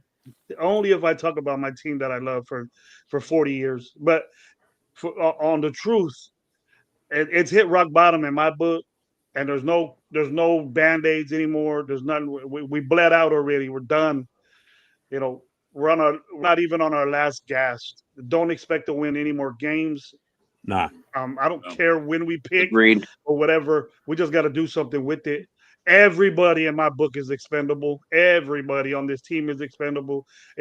No matter what Brock Bowers does, he's not going to see winning. He's not going to see winning. Not if we don't make a major move. Not if we're not doing something about it is. the inability for us to do shit. A major move, Jeff, to me is get rid of everybody. And start. I want a clean slate at this point. This is the last time we did that. Some Gravy and Jeff, you want a clean house. Get rid of Bowers. Get rid of No. Hold you on. want to get rid of those guys? Bowers is expendable. We already said not people under rookie contracts. No, Gravy is saying Let me that say yes, something he's real quick, expendable. though, Will. I just talked on, so I'm.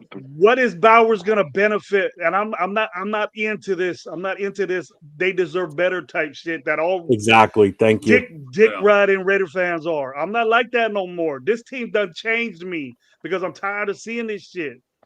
I hate going on your guys' show saying that, but I'm trying to push it. Bitch for change, finally, for once. Good change. Bitch about that. Go on your shows and say, what the fuck? Get on a big show.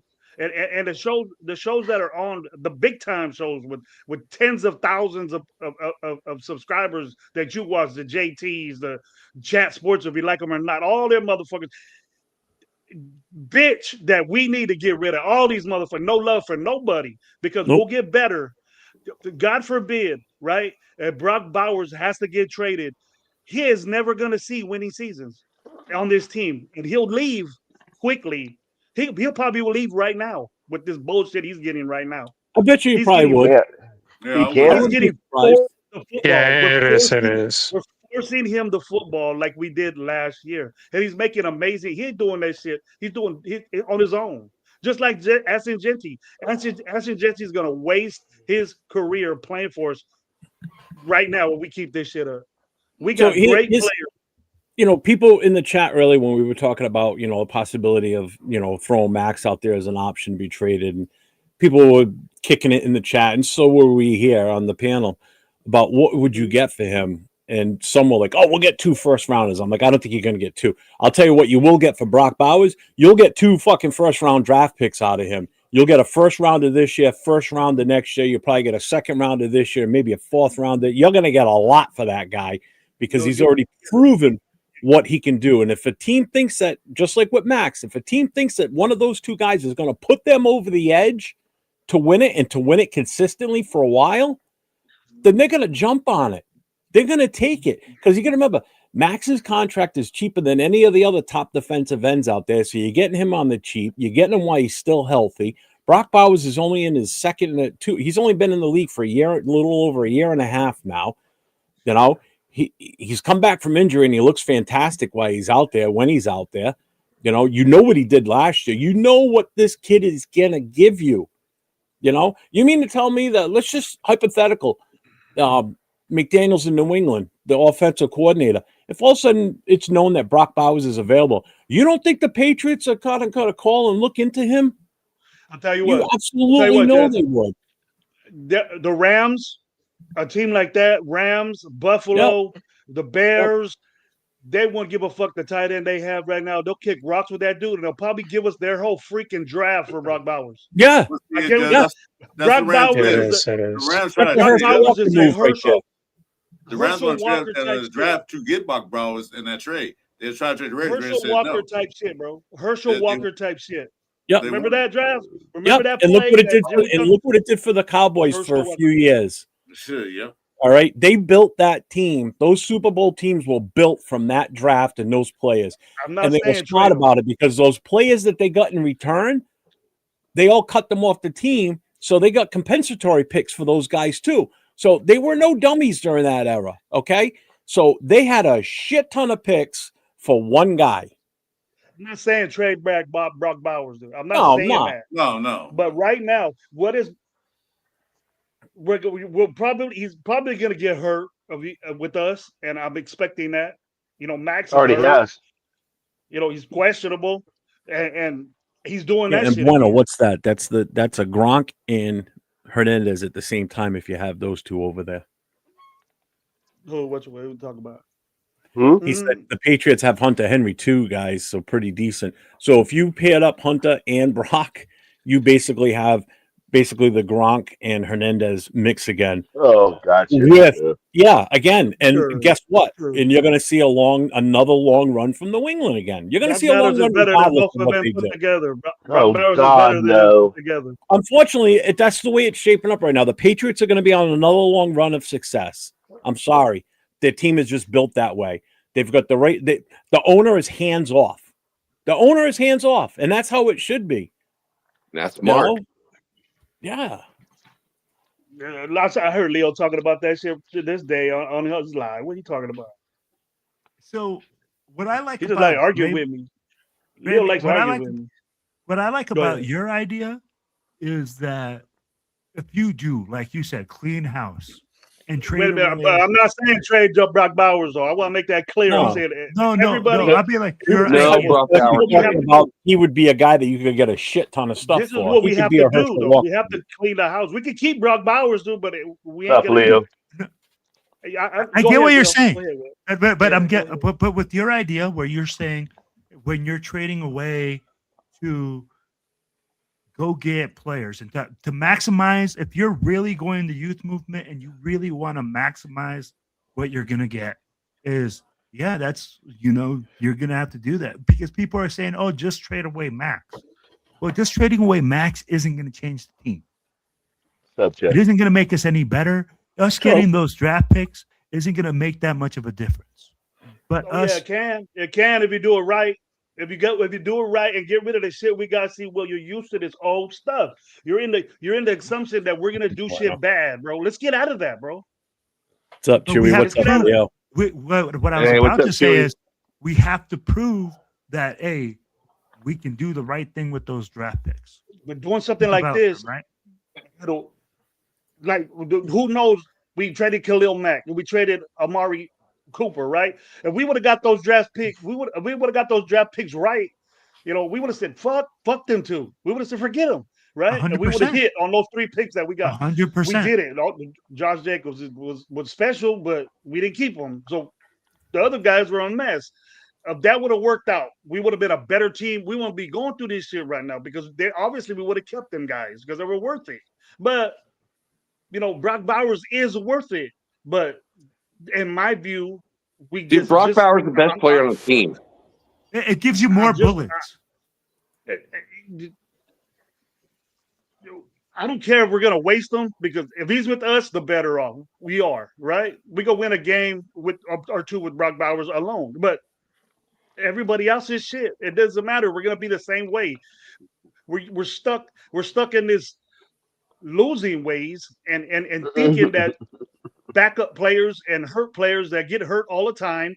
We get excited about that, and I don't do that anymore. I'm not excited about Eric Stokes or Forsythe or Shut the fuck up, Chewy. Farham or any of these other guys that we got. Even Jeremy Chin. Jeremy Chin wasn't 100%. The best in the NFL.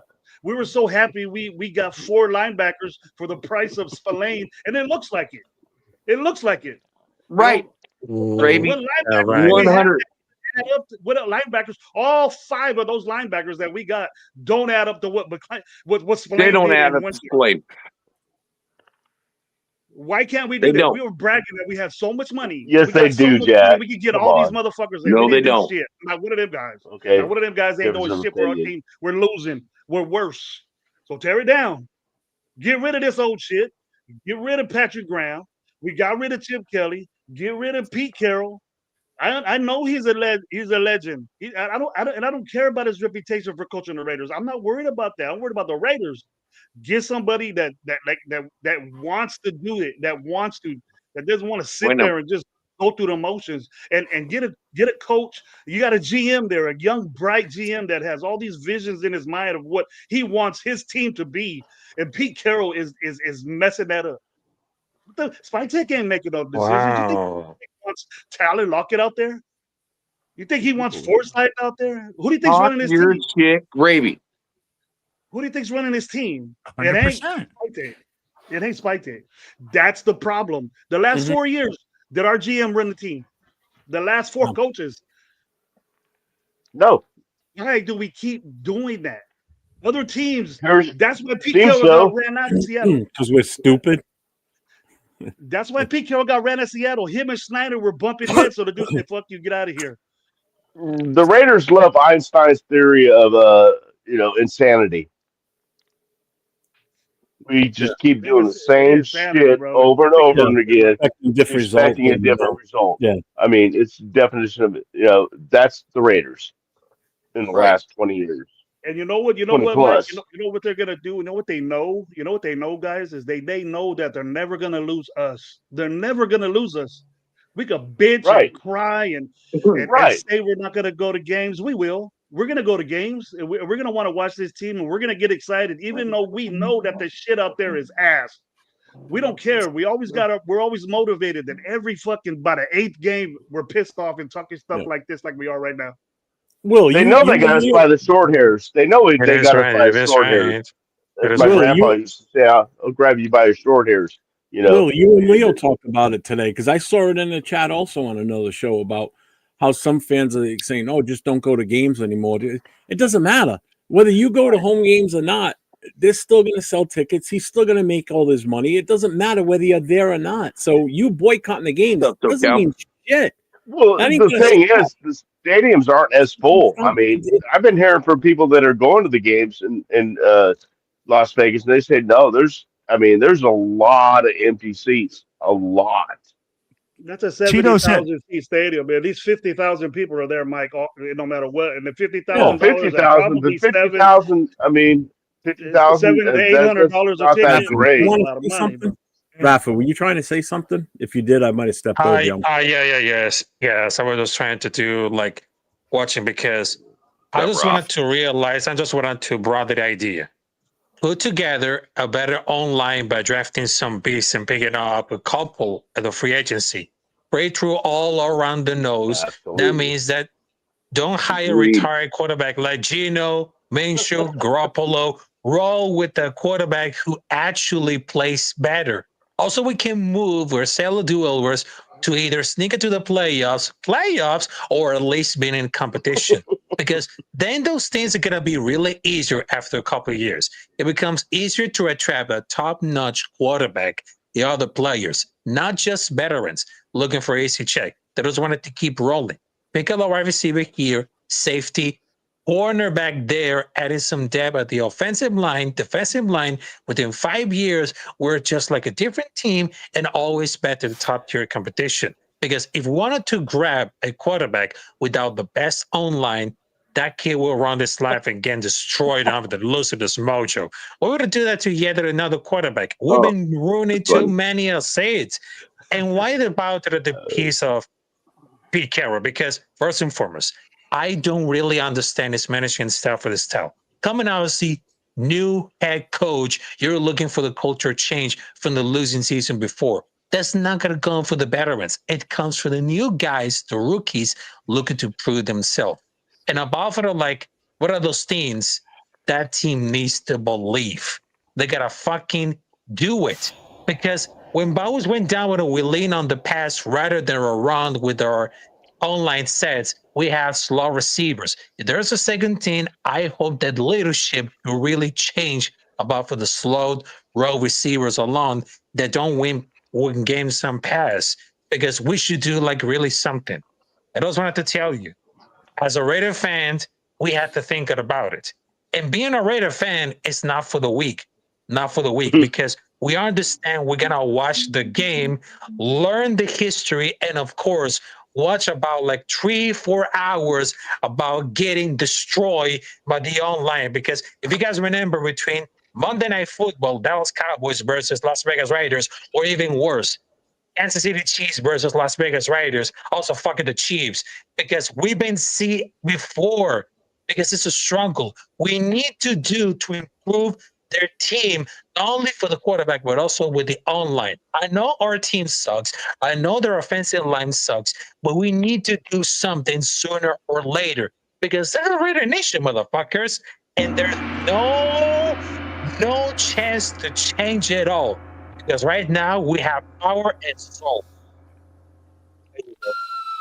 I think that's one of the best things. I think that's one of the nice best. Job. Nice job, man. That's one of the best soliloquies you ever said, Rafa. Well, good job. Hey, fuck it. That was good shit, bro. And Guerrero, no three-peat for your team. I mean that, Rafa. I mean that your game is up. Your game is up tonight. No, that was nice, man. You've been drinking? You shut all 5 of us up, man. Or 6 of us up. Gravy said you've been drinking now. That was really good. He's right. But you know what our culture is, guys? Is losing. That's our. I want to say this. I do want to say this. I've said this a couple of days this week already, and I want to say this tonight because I know where you're going with this, Gravy, in a way. But you know how the whole commitment to excellence. When was the last time? Facade. That's a facade. When was the last time you heard the whole commitment to excellence? Bro, we haven't been committed to excellence for a long time. The point. That's what I'm getting at. So it's we've gotten away from that, because how can you run around saying commitment to excellence when we are not exuding commitment to excellence? The team is not showing it. The ownership is not showing it. The players certainly aren't showing it right now. The coaching staff is not on board with that catchphrase because they weren't here. They weren't here during that time. They haven't grown up knowing that phrase and the good one. Can we stop living in the past? Can we stop living That's in the the whole past? point. That's what I'm getting at, though, too. But I'd be like, Like, hey, let's just way get to go, Will. We can't even use the just win baby anymore because it doesn't make sense. Because we're not winning, we're not committed to anything. I want to get it to, but that's where I'm going with this.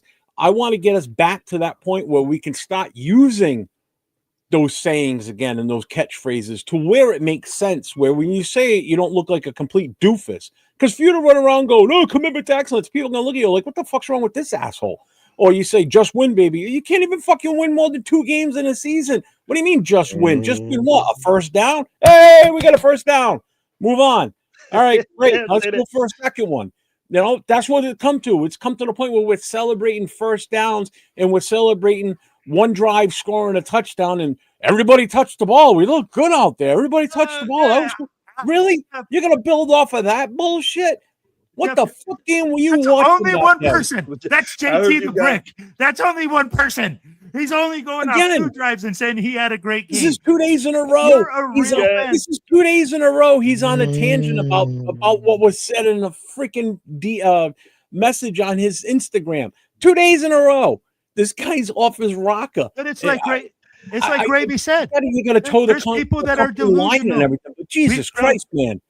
Stop sucking the dick of Raider Nation like that. Lay it out on the fucking table for people. Be honest in your takes. Stop this fucking fanboy bullshit. I'm sick and tired of this shit. I'm at a fucking boiling point with it. And I got to start talking softer. Yeah, rock bottom, bro. We rock bottom. We rock bottom. It's like Gravy said. Look, it's like Gravy said. Yeah, bums in the basement. Thank you. That's exactly what he said. There's no hope right now, right? Because if you look at it, I'll be like, there's nothing positive. Gravy says it, man. It's hard to talk about this team. You go out there, what are you going to say?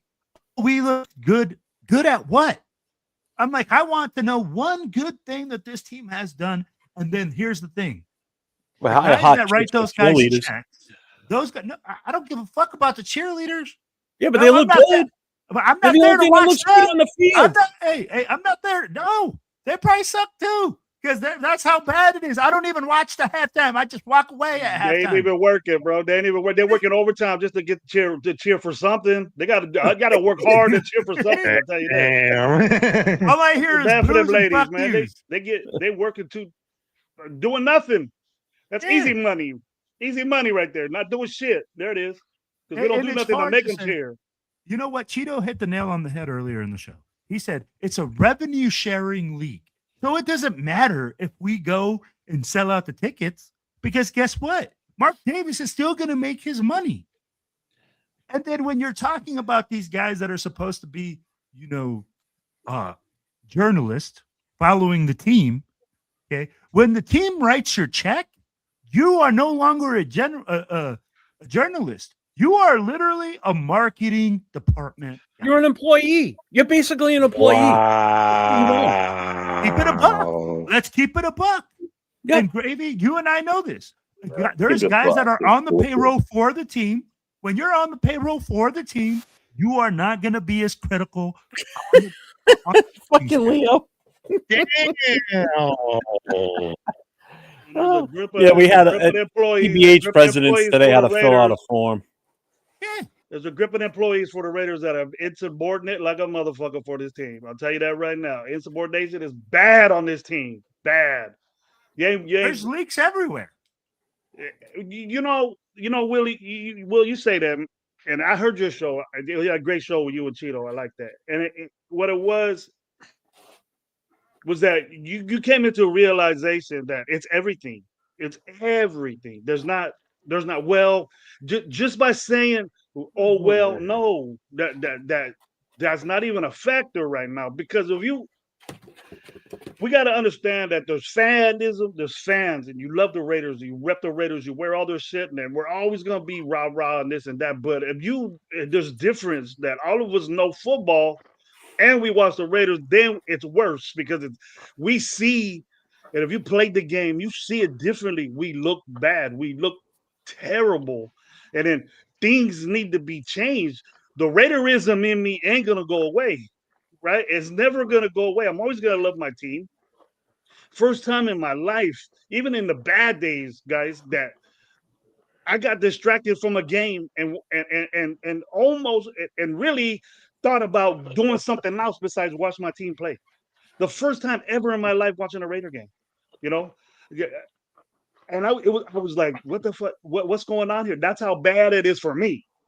And I know people. Will, you're a president of a club. You got to go represent yourself and show your face. And Cheeto, they got to do all their stuff. And Jeff has to represent and make people happy and bring the Raiders to light to everybody. I respect that. Hey, look, Jack, the Raiders team is in Jackshot. Show the fire again, Jack. Yeah. Hey, DC, yeah. I got a fire going. I was looking at that. I thought that was funny. I thought that was funny. His house is on fire, but he don't give a shit. We're talking Raiders. Yeah. Oh, wait. Jack, I just have one question. Go ahead, Gravy. Gravy, go ahead. Sorry. What you were saying? I respect that, but it's just. And it's cold in California, Mike. You get it. In my book, it just needs to get broke down, and we need to start. We need to start from scratch, and we need to do it the right way. There's winning teams that have been doing it the right way, and are always there, or almost there. We ain't even close to being somewhere. We ain't even at a crossroads. We just a never-ending story of just bad and bad and bad. I'm tired of getting fucked with, being pumped up and then dead. I'm tired of that shit. I've been tired. I've been saying I was tired last year. So it's just, man, I don't know. I'm passionate about my team, and I don't sound like it, but they're doing a really good job of making me watch this team from a distance. Right. I wasted so much energy. It is, right? I wasted so much energy on this team, and you guys do. You know, we waste so much energy on this team, and the energy, you just feel it, is bad. We can't help ourselves, though, either. We can't help ourselves. But I have a question for you guys. You have to do shows. You have to input your show. You have to pump yourself up. And we're not saying we don't have to do shows. Mike and I don't have a show. We just do this because we love it. We love our Raiders. You for what? Cannot for right now. Why? Why? Because we love our Raiders. It doesn't matter what it is. Win, lose, or draw. I want to ask you guys a question. I respect that. I respect that. You love the past and you always have. I respect the past of this Raiders, but it's disrespect what those fucking team right now is doing for the old Raiders that have been in the past. Disrespect. You cannot say I love the Raiders right now. You can say you love what you've seen before, but right now you got to be embarrassed to be a Raider fan, and I ain't the only one that says that. No, you're right. I'm embarrassed. You're right. I'm embarrassed to be a Raider fan, but I still love my Raider team. I'm sorry. I can't help it. Mike, I agree with you. But don't try to make shit positive when it ain't, because you're wasting your breath. You're putting positive energy in the air for nothing. Nothing. And I don't want to bring that to you. I met you. If my daughter, you're a Raider guy, bro. Wait. You know, Gravy. I hate Denver. Denver's my fucking second most hated team besides the Niners, living in California. I hate Denver. I hope we lose to Denver. I want the Raiders to get the best draft pick they can have. Whatever they do with it, you get yourself a quarterback. You trade back with Jeff. I know Jeff would trade back like 3 or 4 times. I'll trade back. I want to just lose to Denver, though. I hate losing to Denver. I don't care. I hate losing to Denver. Why? I can't put that in the airways. I can't say that. How can you? I hate losing Denver, but you know what, Mike? Let me ask you this. Okay, you can win. You can win versus Denver and get a meaningless win. Or Jack, I know the consequences. I'm not stupid, Jack. I know the consequences. Jack, I know the consequences. I'm not stupid. So let me ask you guys this, okay? And we're all going to talk about draft position and stuff like that. But Gravy, we need to talk about that now because that's where we're at. Hold on. Like Gravy and I are coaches, okay? How are you going to go into that locker room and sell it to your athletes that we want to lose out the rest of the season? We don't. You want to go in? We don't need to. We do. No, we don't, because we're not that good. We don't have to lose out because we know we're trying to tank because we're that bad. That's how bad the Raiders are this year. Well, we're not going to. Everybody, time out for a second. Are you tired of saying that? Are you tired of saying that? How many years have you said that? What you just said right now. How many years have you said that already? Aren't you tired of saying it? I'll say it for 20 more years until the day I die. Yeah, bro. Till the day I die, man, I'll say the same fucking thing, man. I'm tired. Oh, I'm just mad. win, I baby, hope right? we get the third round pick, and then nothing fucking happens about it. Hang on. That's the one thing I've loved besides my parents, and my sisters, all my fucking life is the Raiders. Hang on. I'm I got to sorry. address this real quick. I have to address this. How can anybody, as a Raider fan, sit there and say, you want to see, or we want to, I want us to lose to Denver? I can't say those words. I can't say either. You It's just hard. said it, or someone just I said it. did I say it. can't say those words. I said, hold on I a can't second. either. So every week, regardless, I know we're probably not going to win. It's reality. I get it, but I'm never going to come out here and say that I hope we lose to someone. I always still pick the Raiders. In my pick'em league, I've won 2 games the entire season picking the Raiders. I still pick the Raiders every week, regardless. Even though I know that they're probably not going to win those games, I still Jack, pick the you Raiders. said they win 30 to 10 every week. Of course, because I still have Jack, let him finish. But I still pick them to win. I never pick them to lose. I don't care Exactly. if it's a draft pick or whatever. I don't give a flying fuck. It's still my team. It's a team I root for. It's a team I've known since I was 5 years old. So for 50 years, I've been a fan of this organization and this team. And I will always pick them no matter who they're playing against, no matter what the circumstances are. I can never sit here and say that I want to see us lose to a team, even if it's for a better draft pick. If you want a better draft pick, first of all, we shouldn't be playing for first round or for first number 1 draft pick. We should be playing to finish at number 32 every season, plain and simple. That's how it should be. We shouldn't be worried That's about how it should be. It's not. I get that. But that's the mentality of the team. That's the fucking problem. That's the mentality of some of the fan base now. Like, let's play to lose so we can get a better draft pick. And I'm sick and tired of this. It's driving me fucking nuts. I hate that whole thing of tanking and all that bullshit. You play to win the game. It's simple. You play to win the game. I'm a Raider fan and I'm an ex-military. There's no way I'm going to say anything about playing to lose. I mean, you just don't do that. Right. Yeah. Military. Yeah. Perfect example, Mike. You're in the military. You were in the military. You get called into battle. You're like, oh, we got no chance of beating these guys. So we're just gonna hope that everybody gets. What are you gonna do? We're hold back and hope we get a better war. And I know that we're not going to say that. Oh, we're just gonna get back on the truck and go back to the fire. No, you're gonna fight till you're dead. You're gonna fight till you're dead, man. Situation. And here's the thing, right? So we can all agree that hurts so bad. That you can't tell your team that you're going to go in there, hey, we're going to lose. We can't do that, because here's my concern, right? Yeah, you're right. Raider Nation does that, and they start talking about, oh, we just got to tell the players to lose. I'm like, it's very easy, but here's the thing. That will make it a loser's mentality. That locker room will have that loser's mentality. And then how do you get that loser's mentality out of that locker room? Yeah, but see, if you do that, that's a stench that you have there. If you send that message out, these players talk. These players talk to every player. You send that message out that our coaches told us to lose this game. That's going to set a precedent that I don't want to play for that team, because there's no player want to come in here. I mean, they didn't want the money, of course. They don't want to come in to lose. They want to win. They have pride on their shoulders. They want to win championships. They want that legacy of being the best they can be in the league. To come in and lose, nobody want to come in and lose. So if the coach is saying that, that's stupid. Now, we're that bad. We're going to lose. It doesn't come from coaches. It doesn't come from coaches. It doesn't come from coaches. It comes from administration. Administration does that. Yeah. Administration usually does that. No coach is going to tell you except losing. I don't know one coach that would do that.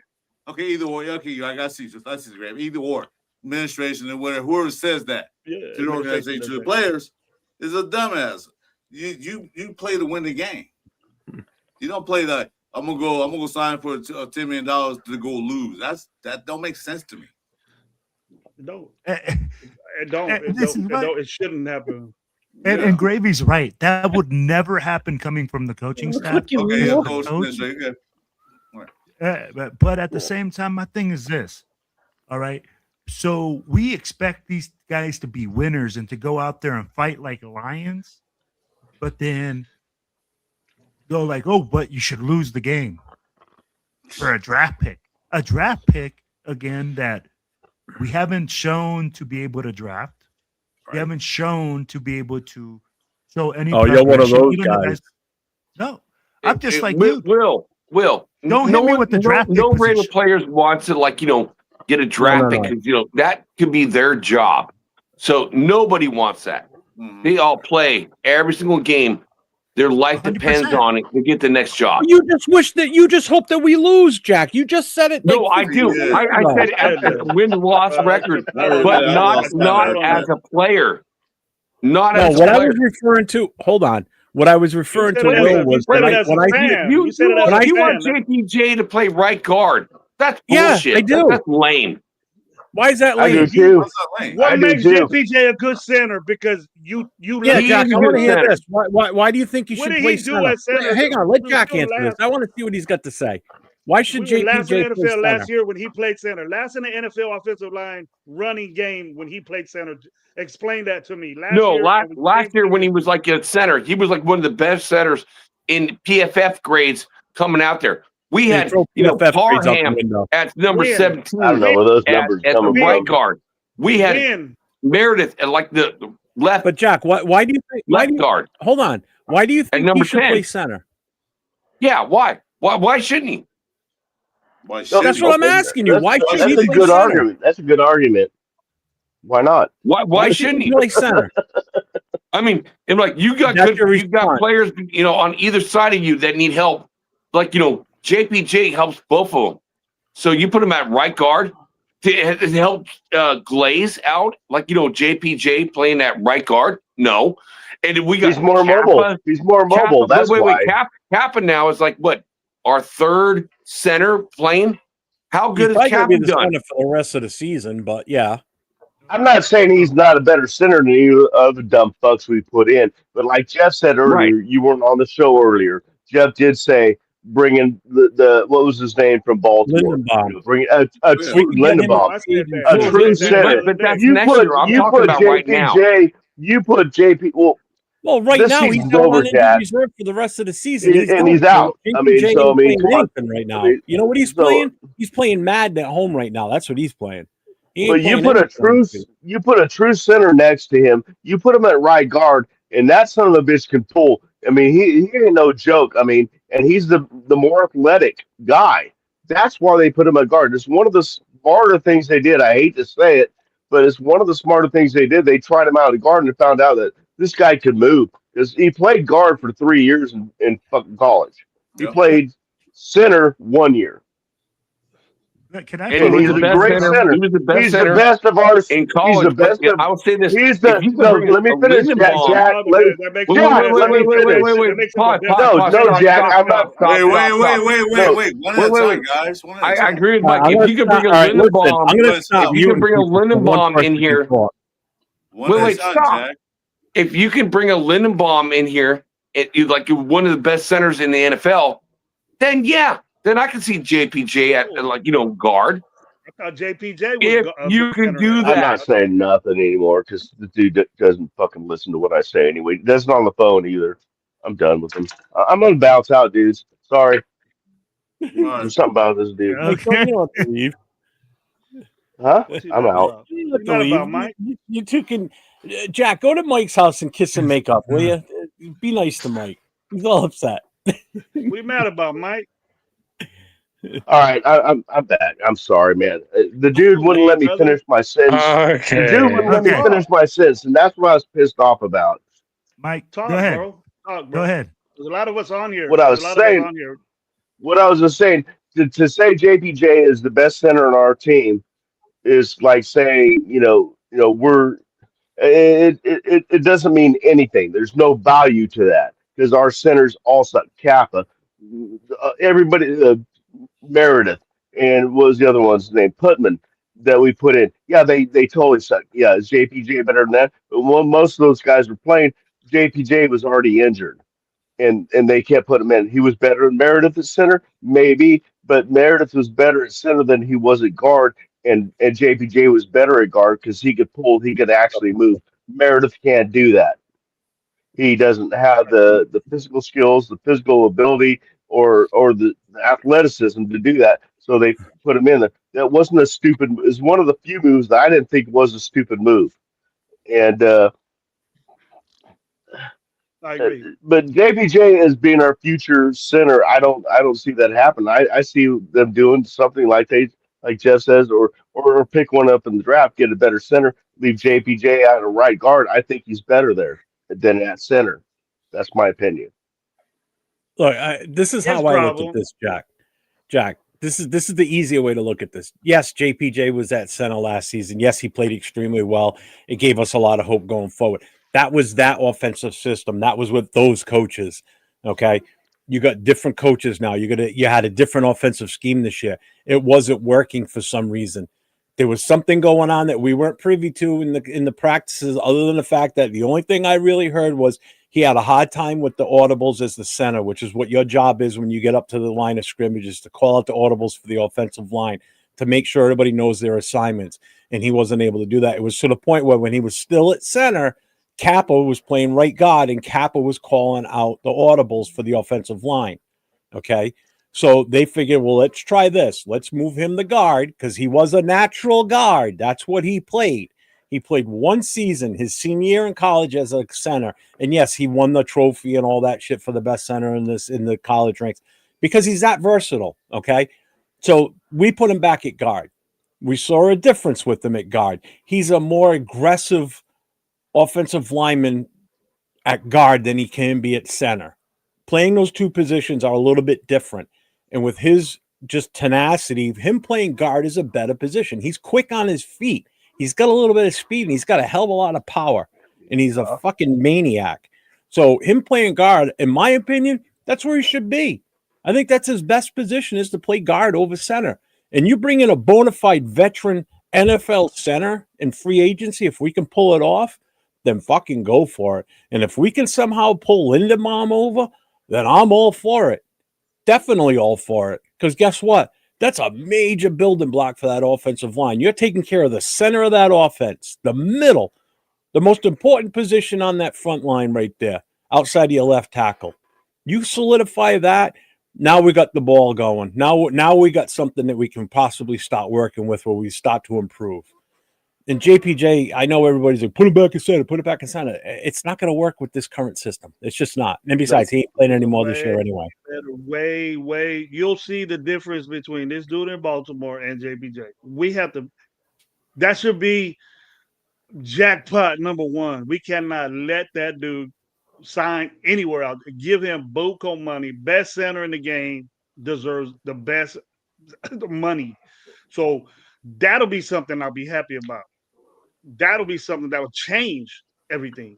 And then, I hear you guys. We want to see Rodgers. Rodgers is a converted tackle. He played tackle his whole career. And we want to see him in the game. We want to see him. He's playing guard now. From the draft, JPJ got drafted as a guard. He wants to play center. Rodgers was a tackle. With the team, Rodgers is a scheme guy. So next year we get a guy that runs a West Coast offense or a power offense or something like that. Rodgers is going to be a non-factor because in college, all he did, he'd never seen his quarterback next to him in a position to get the ball from the center. He never seen his quarterback do that. There always was in the shotgun. I mean, it's true. We bitched that Chip Kelly always in shotgun. Chip Kelly's always in shotgun. That's the offense he ran. What is Rodgers? A zone guy. What if we don't run zone next year? What good is Rodgers in? What good is he? Yeah, but here's the thing. Converted to guard. That's a tackle that got converted to guard because he is good at pulling and running the zone offense. If we don't do that next year, Rodgers is a non-factor. Yeah, and also here's the thing. So that's why I say when people say, "Oh, we want to see Rodgers," we don't got nothing to lose. We have a whole bunch to lose because we're going to look even more like shit. We're going to look even more. You could, he played 17 snaps and did all this, and he played fairly well. Dude, we had 45 snaps in that game. 45 snaps in that game. That's pretty sad. 45 snaps.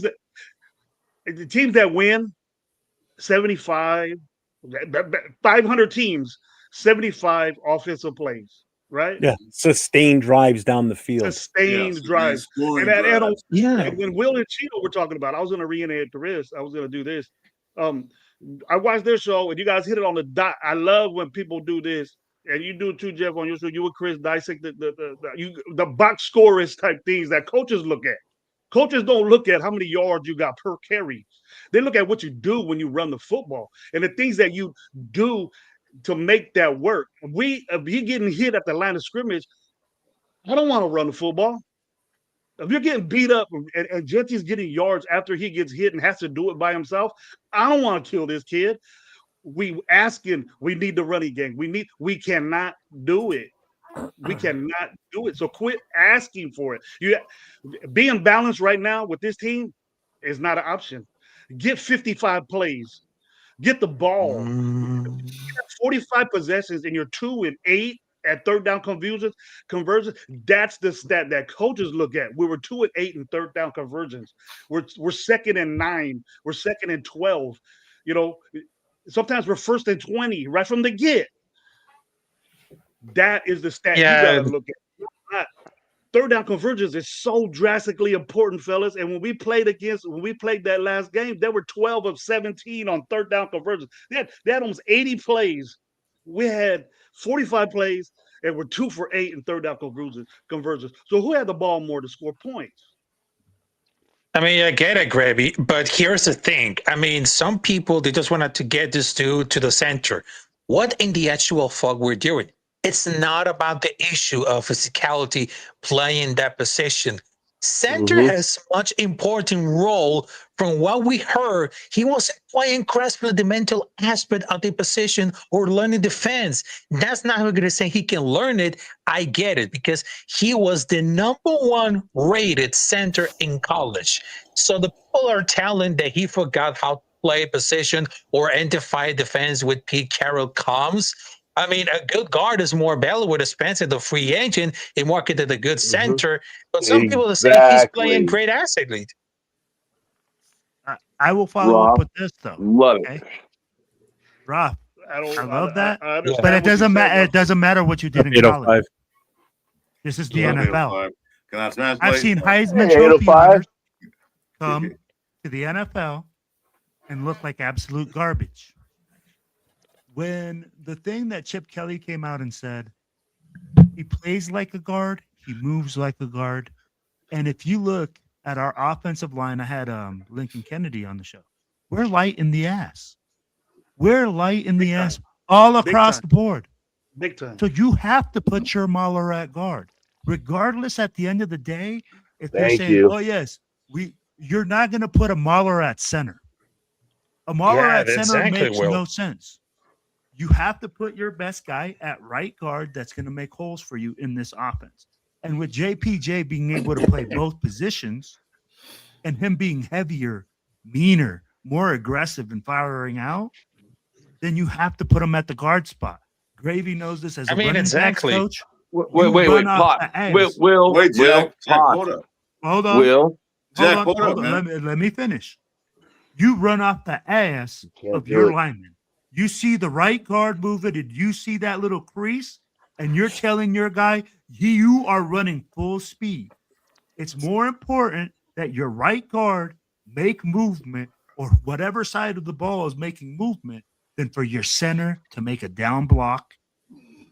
Exactly, Will. Fucking but man. he still needs to work. I mean, he still needs to work on discipline with pass blocking. Still not the bad and the penalties. That will hopefully come with more experience. But I think who else on down the line for the moment, because they need to still like another guard tackling the upcoming draft. They have better talent around him, and Miller will take more pressure on them. I mean, he's not the best, but he's trying to still to work on it. No, you saying that we have starters out there, so starters out there should be developing as they go? Is that what you're saying? Yeah. That's why we're I losing. was saying. No. That's why we're losing. That's why we're losing. Gravy. And here's the thing. Yep. It's not that there should be developing players as starters, right? When you're a starter, you should be the best player on your team. And but again, this is where I also have questions. Pete Carroll continuously coming out and saying that the rookies are No not cow. ready. That they're not ready.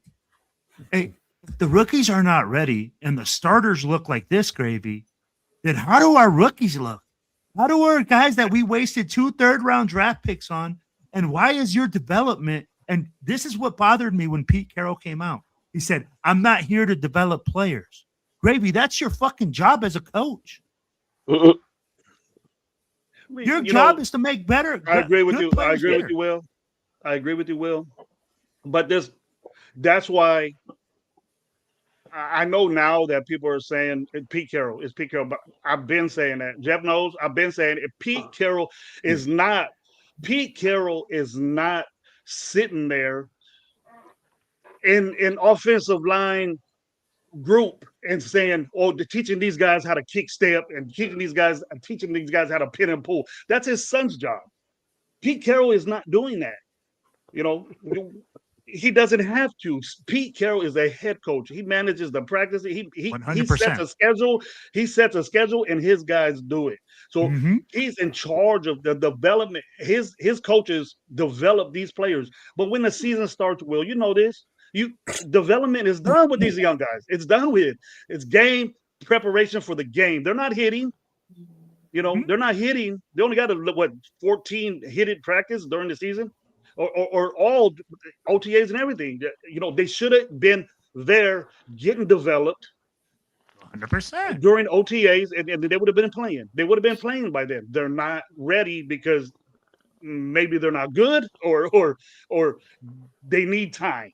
So we expected these guys to do things that they can't. And then they might be good offensive linemen, bro. I'm not saying that I'm a wash with these guys, but wanting them to be in the game because saying that we don't have nothing to lose, we do. We do. The trash that we're putting out there for them is gonna mess them up. It's to that point. They're probably good offensive linemen, but what they're getting from their coaches right now, they're just gonna get worse, bro. They're not gonna develop into good or better You hit players. the nail on the head. Right there, Gravy, you just hit the nail on they're coaches. They're not getting coached right. And it looks like it. It looks like they're not getting coached right. I love it. Call a spade a spade. It is right there. Yep. And that's why I was saying. It could be players too, Will, or it could be players too. Maybe we don't have good players, and correct. These young guys I can't get mad at because I'm not gonna say with the team that I love, I'm not gonna say we'll throw rookies in and just see what they got because you're gonna lose the game. You're gonna lose the game. And we're so used to this stuff is that I don't want that to happen. But we get drop bottom and keep these guys. That gives them motivation.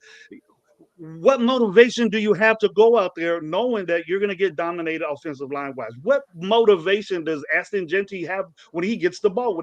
When his number gets called on a play? What motivation or determination do you have? You can see it when he's on the sideline. You can see it when he's on the sideline already. He's frustrated.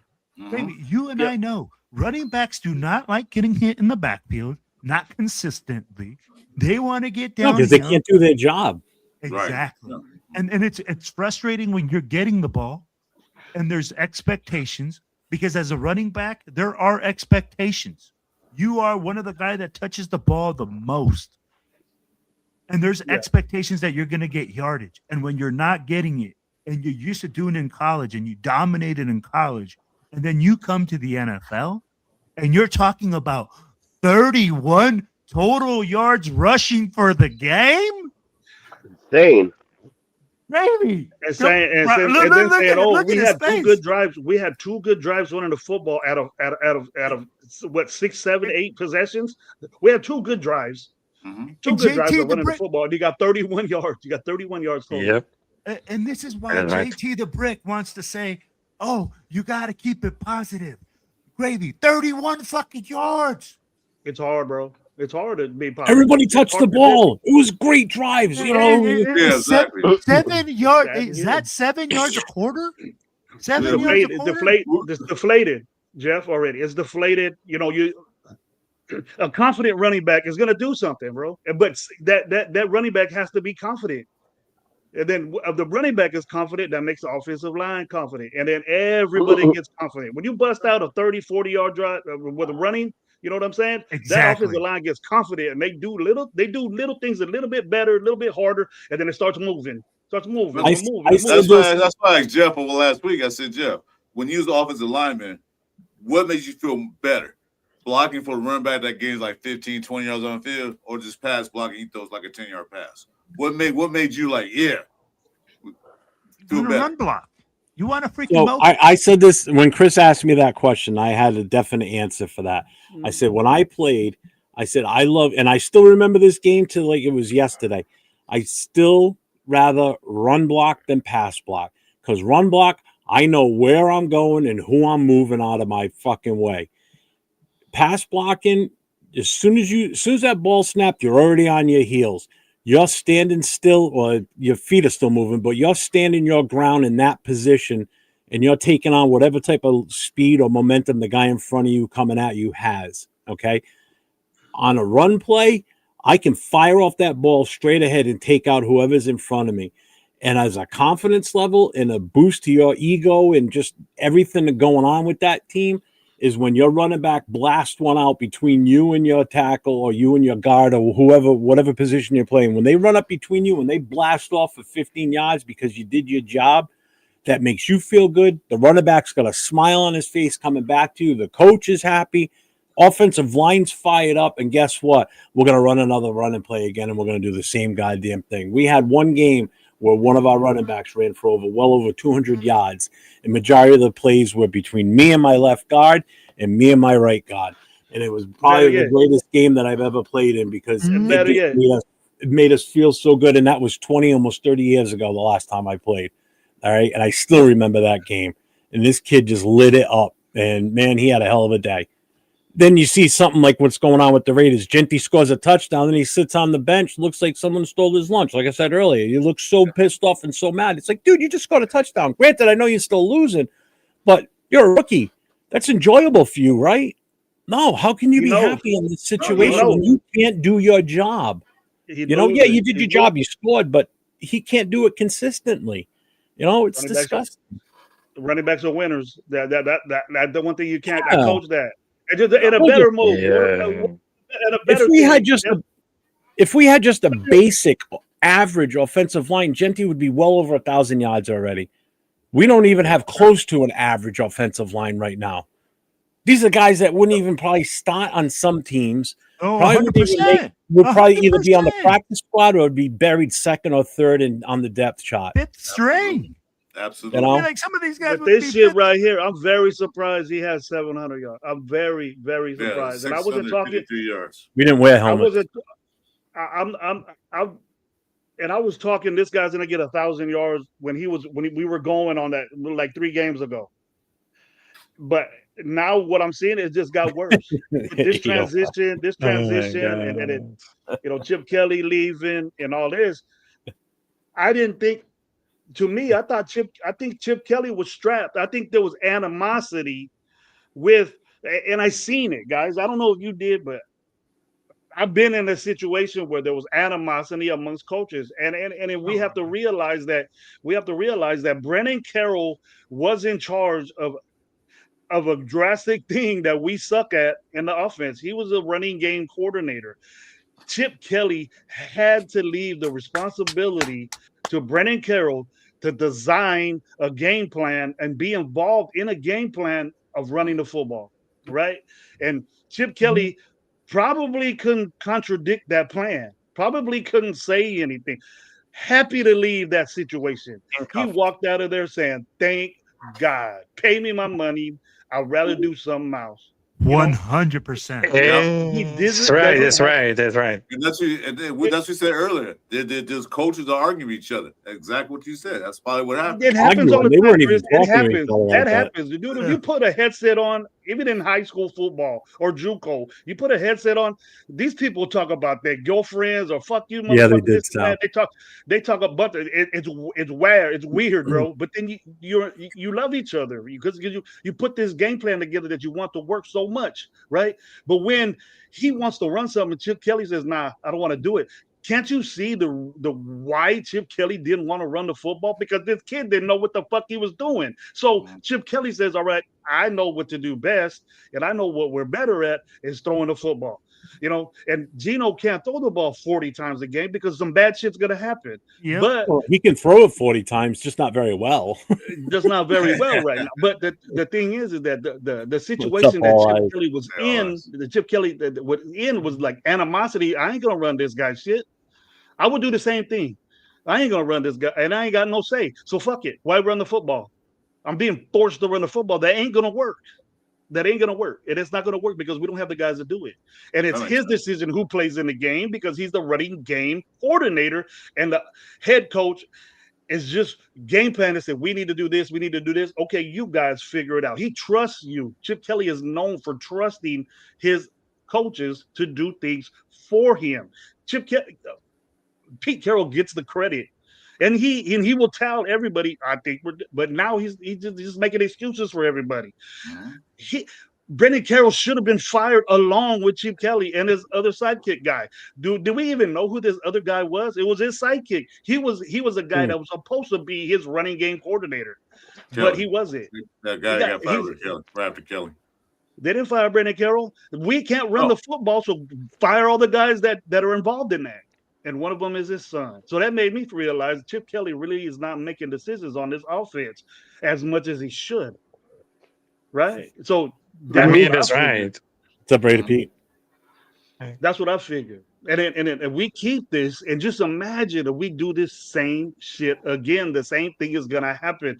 The players that we have digress, they're not the same. They're totally different than the way they were last year. Jeremy Chin balled out in Washington. They let him go because he wanted more money. We paid him. Jeremy Chin is not the Jeremy Chin that was in Washington. He's not. He was better in Washington. I got a question for you, Gravy. I'm glad, Mike, thanks for bringing this up.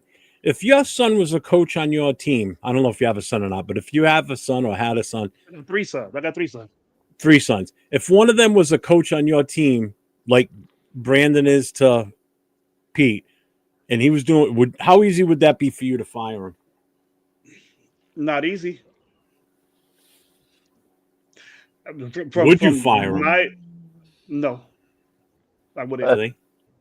I would never hire. I would never hire somebody I couldn't fire. I wouldn't have hired my son. As a father with a son myself, if I was a coach of a team and my son was also on the team as one of the coaches, it's not easy to do. But if you know it's only going to be better for the team, because that's what you got to think about in this case. You have to. The aspect, it's still not easy regardless. So I can see how it's not going to be the most favorable thing to want to do, and it's a tough ask to say to your head coach saying, "Hey, you need to fire your kid." That just tells me right there, Jeff, that our GM, that Pete Carroll's boss, supposedly, those are the things that he is supposed to do. Those are the things that he is supposed to do. So who is running this team, Jeff? Who's making the decisions on these teams? Oh, I think it's Pete Carroll because I don't think it's Spytek, to be honest with you. I think Spytek not having the ability to do what he's supposed to do as a GM. I really do. We are what we are because we've been doing it for years. When has a real GM? John Gruden got rid of what's his name that got Derek Carr and Khalil Mack. McKenzie. He got rid of him. Right. And it started from there. A GM has never controlled this team the way a GM should. And that's the way it's supposed to be. Successful teams do it up the ladder the right way. You have a president of player personnel. You have a GM. The owner just writes a check and doesn't get involved with it unless he's a football guy. We're bad because Pete Carroll makes the decisions. It's got to be blasphemy that his son is not fired when he's a running game coordinator. We can't fucking run the football. What's going on here? It's evident. Tough love, just like Coach just said. It's tough love. It is. Yeah. It's not just easy to do, but you got to do it. You got to do it. If you can't fire him, demote him. Way, if you hired your son, okay, he's supposed to help you make the company better. But if your son is bringing that company down, what are you going to do? Fire his ass. You got So, Jack, you just contradicted yourself in that post. I'd never fire my son, so fuck Pete. So if you would never fire your son, then why would you say fuck Pete if Pete's been asked to fire his son and he won't fire his son? If he has been. I'm not saying he has been. But you know, that doesn't make sense. Your son? Why would you hire your son? Why would you hire your son? Ruin that company that you're trying to build up. You have to find one with it. You know, you can demote him if you want to. I don't care. Or say, you know what, you're not going to have that job no more. You're being demoted. You're going to be an assistant to the guy I'm bringing in. But you got to do something. You can't let that guy run it down.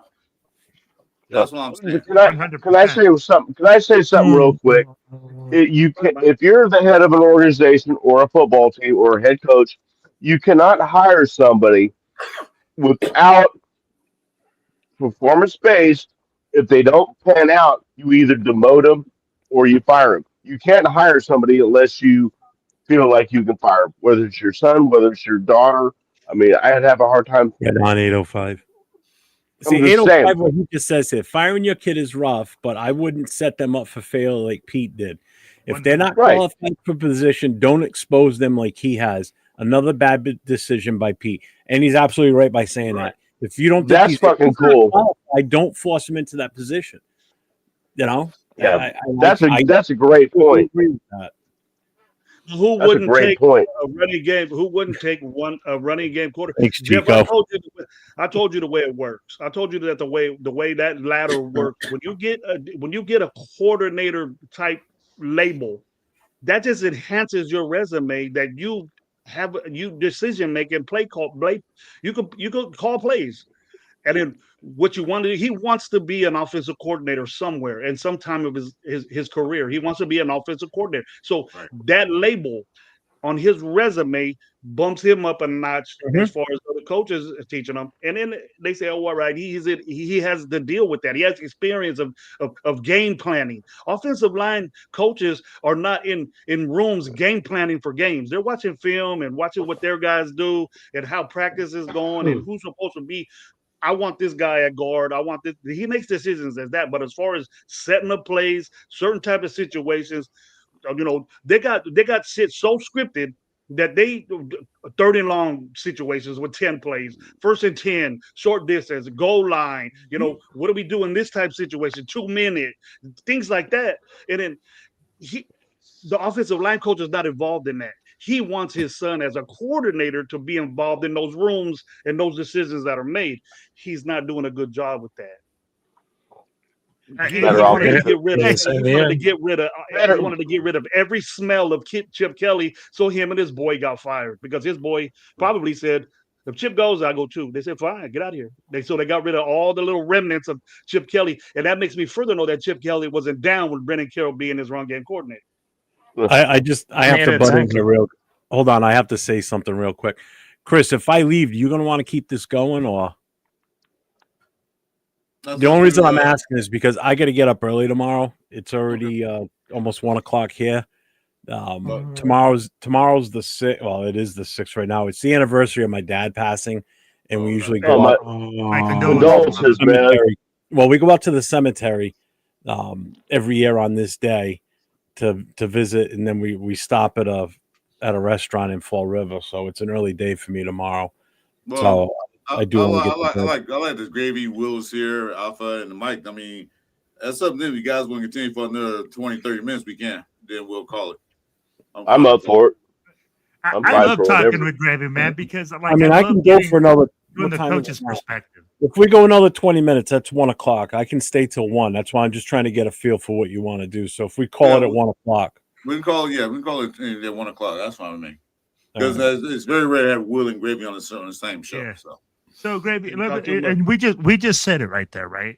I love the way that you said, look, I get you want to help your son. You want to promote him. You want to do things. 805 said it. Everybody wants that. I mean, like, my son's coaching now, and I'm like, oh, man, like, hey, finally, like, hey, let me help you here. Hey, what do you think about this? And he's doing his own thing, you know? He's like, Dad, you know, I want to learn my own ropes. I'm right now he's a position coach in high school, and then he's going through middle school, and he's coaching in a middle school team where he's, like, you know, coordinating at a middle school level. to just like do whatever he wants to do. Which I was like, that's fantastic. You got to start at the very bottom, right? And you put them in positions where they can be successful. It's tough to see Pete Carroll coming up and saying that he wants to win and he wants to do all these things, and holding people accountable. Your son should be the first one you have to hold accountable. I don't know if your son played for you, Gravy, but my son played for me. And when my son played for me and I was a coordinator, I literally told my son, there cannot be one question on the field of why you are out there. I'm like, if you are playing for this team, there can be no questions. You better be locked in. You better make sure that you know what you're doing. As a coach, thanks, brother. Wouldn't you expect the same from your son? And wouldn't you tell him the same thing? Be like, look, son, I'm bringing you on. The standard is high. And if you can't fucking cut it, then the door's right there, and don't let the door hit you where the good Lord splits you. There you go. Thank you, Wes. That's exactly what I was saying. Because you got to be a dad. I got to be a dad. I got to make a man, right? Yeah. Right. And as a coach, I'm doing him a disservice by letting him slide, by letting him not freaking do his job, by letting him just, go on the way. This is a disservice to his son. Mm-hmm. Most people will say, oh, no, you firing him will ruin a resume. No, it doesn't. Firing a guy from a coordinator spot makes him go back down to learn where he should be at. Right. And other teams will give him an opportunity. He coached at the professional level. Yeah, he's young. I mean, he's going to come back. To get back down to Division I college? He did. He coached in college and a professional level. Yeah. Yeah. You're not getting killed. I'd be like, I know that salary-wise, it's a lot different, but you're not dying. You're not making JUCO money or like us, high school money. Well, I'm sure he's pretty. I'm pretty sure they can eat, so there's no problem with that. I'm pretty sure he's set financially. Thanks, guys. Yeah, I'm sure they're gonna have dinner on table every night. So see, I didn't mind McKenzie when he was here either. To be honest with you, when McKenzie was the GM, it was a good job. Yeah, I think it did okay. Yeah, took us out of the money situation right off the bat. Yeah, we've had through that. Right. We understood that. We understood that Al Davis put us $90 million under the. And that's kind of what Spytek. And that's kind of what Spytek did too. Exactly. He unloaded a lot of contracts and didn't worry. You know what I mean? Just think of right now. Just hypothetical. Just look at the guys that went to New England. In other words, so you got Chase on, you've got Spillane, and who's the other one? Whatever. If we were to resign those two guys alone, they were way more money than what we spent for the linebackers we got right now. So we saved money there. Yeah, we took a hit in talent, possibly, somewhat, maybe, but we saved money. Look at the amount of money. It didn't really do anything good with it, unfortunately, other than re-sign Max for his extension. But we solidified Miller. We solidified Max. We re-signed Cole. You took care of the guys that have been helping this team for these few years. So we didn't do much more in free agency that could have helped us on the offensive side. Marcus. Thanks, 805. I'm going to say something since you brought up Cole, Jeff. I don't know how many of you guys were, but wasn't Raider Nation saying we need to extend Carlson? And look what he's done this year. The season started, a lot of people were, Exactly. That's what I'm saying. That's what I'm saying. In hindsight, I'm glad we didn't because exactly. So that was another smart move. I mean, he's making smart moves, and we're just not real. He's way ahead of us, or way ahead of a lot of people's thinking. But I think he made that move based on how last year went, because Carlson started to really falter. Right. Carried over throughout this entire season. So especially that Chiefs game. Yeah. And I think that's probably the primary reason why he didn't go to re-sign was based on how things went last year. Right. I mean, particularly, we would have won that KC game if it wasn't for those 3 field goals he missed. Right. So now you look at what he's done this year. He's been off again this year. So yeah, we're gonna have a new kicker next year. I cannot imagine that Carlson's back next year. I don't think so. No, I doubt it. They already got a kicker on the practice squad right now. So Carlson is the least of our worries. I'll tell you that. Yeah, 100%. I don't know, man. I'll take field position at a 58, 57-yard field goal that he's kicking constantly because we can't move the football. Yeah. Yeah, that's why he was so important then, because we couldn't get touchdowns. We couldn't move the football, but we got the 30, and it was a 35, 36, 37-yard field goal. But this dude is kicking 50-something field goals every game, 3 times a game. Dude, last night, Aubrey, what did he kick last night? He kicked a 60-something yard. Fucking Aubrey is the bad. It could have been a 67, 68-yard. That Aubrey dude is that's who I want. Hey, I'm gonna tell you like this, guys. All I want for that fucker. All I want is for our kicker to kick point afters. That's it. Yeah. If you can kick 5 of those in a game, and that's his job, then our offense is booming, and we're scoring 35 points a game. That'd be great if we could score touchdowns instead of field goals. I want touchdowns. Wait, hold. There's nothing. You said the field kick PATs. There's nothing I want to see with the punter. I don't want to see him at all on the field. Right. I don't want to see him on the field at all. Like that. I would rather see, okay, you drive the ball, get a touchdown, get a score. Hey, the most money for the player that's never get to be on the field. That's a good problem to have. That's a great problem to have. Look at AJ Cole, and I never have to step foot on the field. I'm getting paid to sit on the bench the whole time, just keep my leg a little warm. That's why we have the highest paid kickers, Jeff, because that's all we do is kick field goals and fucking punt. And that's what kills me, Gravy. And that's what kills me. That's good to you? No, that's bad. No, it's not, but it's bad. That's why I'm laughing. I love Gravy. I love Gravy. I love that tape. I don't give a damn about the kicker. This is how bad it is. Hey, when I'm looking for kickers that want to kick 63 yards, when I'm with my crew on Sunday watching the Raiders, right? And every time we have to punt and I see AJ Cole running, the first thing I say is, "Hey, there's our team MVP walking out on the field. Best player we have. The only Pro Bowler we're probably going to have again this year. There he goes. Best player right there, the punter." That's sad if your best player is your fucking punter. That's disgusting. That's bad. That is Come disgusting. on, Cole, let's go. Come on, Cole. It's like saying it's bad when your top tackler is a safety. It's. I say that 100%. 100%. Yes. Special safeties out there that do that. What you sitting on tonight, man? Hey, but You're right, Mike. Gravy. You're right, Gravy, Mike. but you're right. There are some special guys, but this isn't that he's special. This is just that our defense is that freaking bad. Our defense is not What's up, good. Fidel? To me, the defense is the best group we have. The defense is the 100%. best group. Mm-hmm. But the offense don't do them any favors, and the defense doesn't do them any favors either. It doesn't matter if it's a 17-play drive, a 20-play, they still score on you. So stop them. Stop them. Hey, 3rd and 15 will give you a first down. Is that bend don't break, huh? Always. The bend don't break. We done been broke, Chris. It ain't no bend. We done broken. Hey, we the limbo champions of the NFL, man.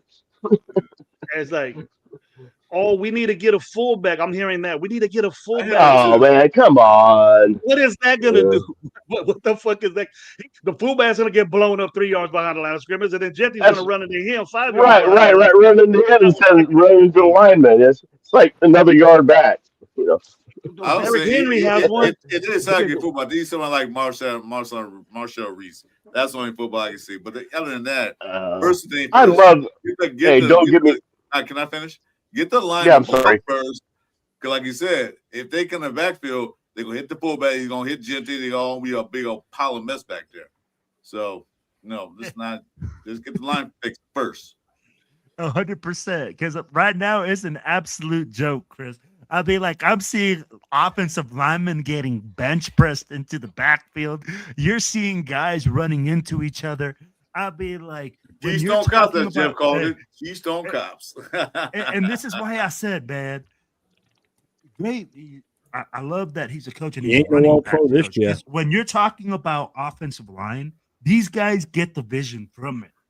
you could just imagine this. When you're running and getting a handoff and you're seeing your offensive line or your center literally getting picked up straight up off the ground as you're getting handed the ball off. Or your right tackle. Or your your right tackle. This is your right tackle. Look, Will. You can't. It's embarrassing. It's embarrassing when your offensive line have more dirt in their butt than the running backs and quarterbacks, man. That's embarrassing.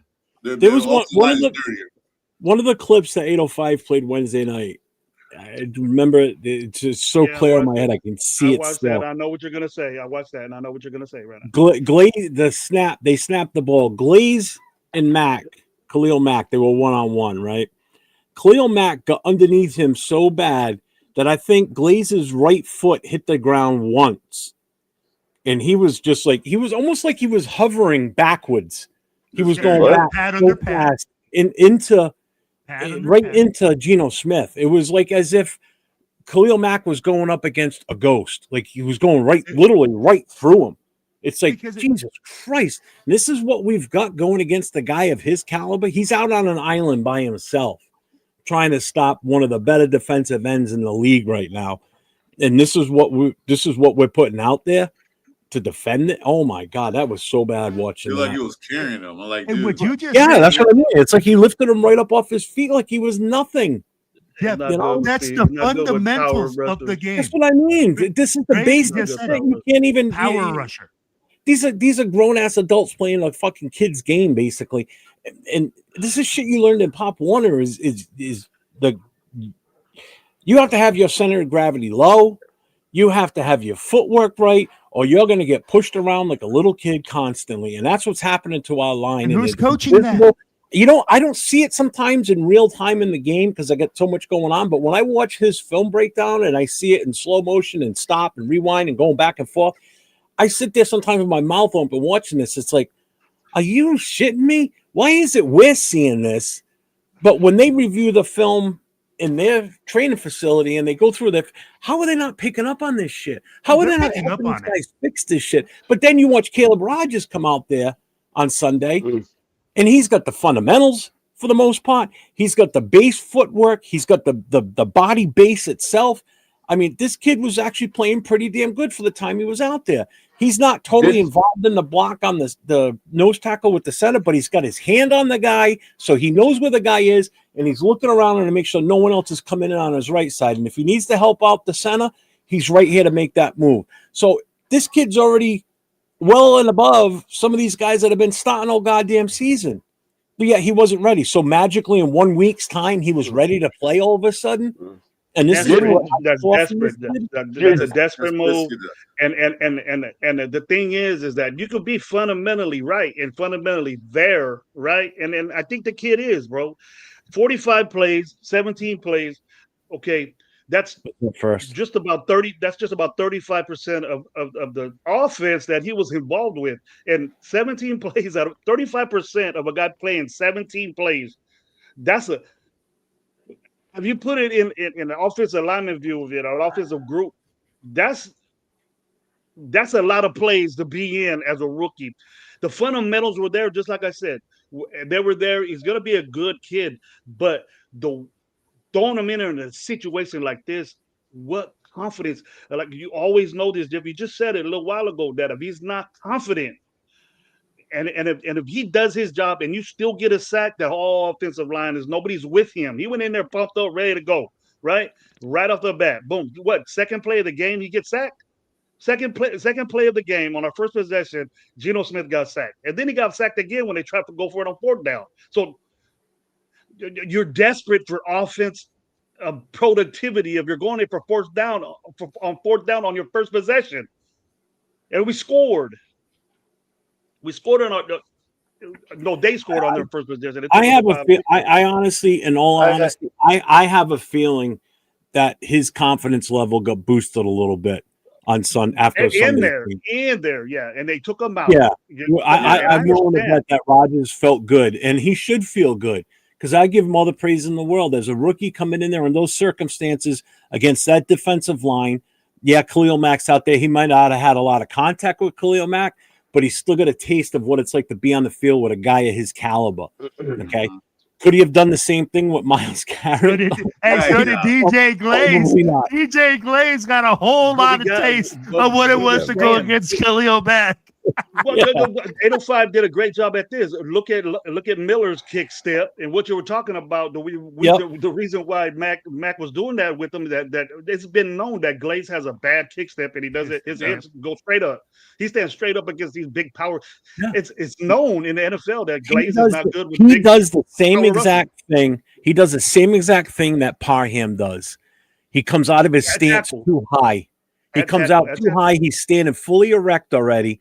And he's always on a backwards bend. His back is bending backwards already. His kick step because is terrible, he's off balance. He has no control, and he gets blown off the ball like that. Every guy. Look at Miller's kick step. Even Mumford had a better kick step than Glaze, and that's bad. But he just can't control power rushers that are quick coming out the outside. The wider you go outside, the more hard time Glaze is going to have with you. So what do? Line him up way outside more. Way outside, he can't go out as much. He'll be fucking tight end or receiver. He'll be ineligible. But the more he's compacting those five guys, Mac just lines up 2 more yards outside of him and then swings around. He's one of the best at power rushing, getting his arm under a guy, and then if he's standing straight up with his hips not down and ready to take that hit, he's blown up. He has a. Hey, talk to me and Coach talk some more because that's a lack of bend right there. You go back and you watch some of like the Howie Long stuff and how the angles that he took. He was almost diagonal coming in because he would be so low, pad get underneath the guy, and then he would do that arm rip. He would do shit like that. That's the type of stuff that these guys need to work on playing against because guys like Mac, he's going to do that to you. Myles Garrett is just going to go right through you because he's just so goddamn big and strong. You just can't stop him. That's just what it is. 1,000%. You'd have to weigh about 500 to 600 pounds and hope you could hold him back because that's like the only way you're going to stop Myles Garrett. To be honest with you, if you're out on an island by yourself with the guy, he's just going to crank you right over. Go ahead, Mike. I know you wanted to say something. So, shit. What was it about? I remember. I'm sorry. I would try. I interrupted Chris like 3 times, so I was trying to be quiet. But no, I was just going to talk about. I thought maybe I'm wrong. I thought out of all of our offensive linemen that played in the San Diego or I still call them LA game. San Diego Chargers. Gotcha. Those guys. I thought. I mean. I'm not saying PFF is the greatest thing in the world, but I thought that Caleb Rogers had the highest PFF rating of our offensive linemen in that game. It was terrible. Yeah, it was a low PFF grade, but it was. Well, I mean, it's not a high skill by no means, but for his first fucking and he actually started, so his first fucking start, I thought that was pretty cool. I wasn't saying to teach the guys how to do that. I was saying to teach them how to prevent from being attacked in that manner. You know what I mean? No. Like what Mac does. No. I wasn't saying none of you guys were wrong. No. I'm referring to the chat, Mike. I'm referring to the chat message. Oh, okay. I'm sorry. I'll shut up. But we got to think that he was a guard. I mean, he was a tackle his whole life. And we're switching them. We're doing switches. Why don't we get a tackle? Get with Miller. Miller was always a tackle. Mm-hmm. He was always a left tackle. He protected his quarterback's blind side. We lost that now, and we ain't got nobody that ever replace Miller. It shows on our offensive line when Miller's not there. It shows. 100%. But Gravy, but you need coaches that can develop players. That's what I'm getting at. Our offensive line, hit the like, share it, do everything. Besides Jeff with Parham, I look at this offensive line and wish we had Illuminor and Van Ruten back, because that right side of the Giants, we're gonna see that when we play the Giants, and I bet you that Max Crosby ain't gonna do shit against them two guys. And you know what? It's gonna make my voice even clearer and more proper that Max Crosby, Illuminor, is gonna hold Max Crosby and throw his ass around on the Giants offensive line. Watch. When you do that show, Gravy, have me on with you, because I'll be right there with you, because I feel the same way. Sorry. Yeah, I'll be right there. All right, guys. I wish that we had Illuminor and Van. This guy's not even a Raiders fan, and he sees it. Need to get what you can for Max now. And I'm not saying unless I see a name, a credible name, first and last name. I don't even know who this is. This might be Raider Jeff tagging it on himself. Me, trust me. My hands have been right here the whole time. I'm not typing shit. So he's a football fan. See, hey, I've seen you make a song in 3 minutes while we're on the podcast. Look at what we got to look forward to here, guys. Look at what we have to look forward to here, guys. We're not going to beat the NFC East. Mm-mm. We're not going to win a game in the NFC East. No. And we're not going to win a game in our division 2 years in a row. If that ain't a firing offense, and to understand that this team is rock bottom, and I hate to say this, guys, you motivate me to say something, motivate me to say something proper about this team right now. I have glimpses of it. I see Genty, I see Bowers, and for me to get out of my mind and say, even Bowers is expendable at this time, because what is Bowers going to do for us when we're fucking 1-10 again? But I'm not going to ever say that he deserves better. We picked him. He's stuck where he's at. He's balling. Brock Bowers is an amazing tight end that we have on our team. Yep. But what is it good for? If you tear it down, Bowers could be a part of it. He's young enough. Genty could be a part of that. He's young enough. It ain't so you start with the offensive line, but you have a running back that can leap you over that. Even though they're young guys, we have a bunch of money. Let's get the right guys. Let's spend it wisely, not get 50 backup players that were for another team, another bad team. We got players that weren't starters on. We got free agents that weren't starters on teams, or even close to that. They started because people got injured. Eric Stokes was a backup player that went in for a starter. We picked him up, and we think, and we're saying that Eric Stokes is balling out. He's balling out. He won't start. He won't start. Drug test that person. I hear Somebody it, bro. better drug test that person right now. I hear it, bro. And I think President said Kylie, whatever his name, Kelly's off. No. Drug test that person too. What happened to DCAM? What happened? Jeremy Chin. Jeremy Chin is nice spot in our defense. Jeremy Chin. I saw him on the milk carton. What? And we were playing well. I heard Will and Cheeto. I think it was Will that disliked Jack Jones. Jack Jones was a good corner. He didn't like the tackle. The thing is that Eric Stokes doesn't get played with, but it ain't because he covers well. Jack Jones covered well and made shit happen. How many interceptions does Eric Stokes have in the NFL in 5 years of playing? Oh, no, I mean, like, hey, let's be real. And I'm going to keep it a buck here, too. What is the corner supposed to do? Get interceptions. But Jack Jones. Get interceptions. But Jack Jones also was a liability in coverage last year. There was plenty of plays where he was out of play. And he didn't know where to be at. And Eric Stokes. Both of them are trash, bro. I mean, like, Gravy, let's just call a buck a buck. Hey, he would just trash. No, trust me, we didn't want to lose Jacoby. We couldn't coach corners, bro. Hey, we don't coach guys to cover. We don't coach guys to tackle. We don't coach guys to do shit on defense. Let's be honest. I'll be like, bro, guys are wide open. 3rd and 18, wide open this year. Jack Jones last year, wide open. We got this. Jack Jones gets burnt like crazy, but you ain't been watching Eric Stokes get burnt, huh? Oh, he gets burnt. Everybody, every single player. And here's the thing. Again, I'm not saying that Eric Stokes was a Here's the better thing, it's Raider. after 1 o'clock. It's pathetic. All It's right. pathetic that our corners are that bad. You ready, Corey? We ain't gonna say, but once a Raider, always a Raider. Jack Yeah. Jones, we don't consider him a Oh, Raider. no. Oh, but it's selective now, huh? It's selective now. Right? Here's my thing, okay?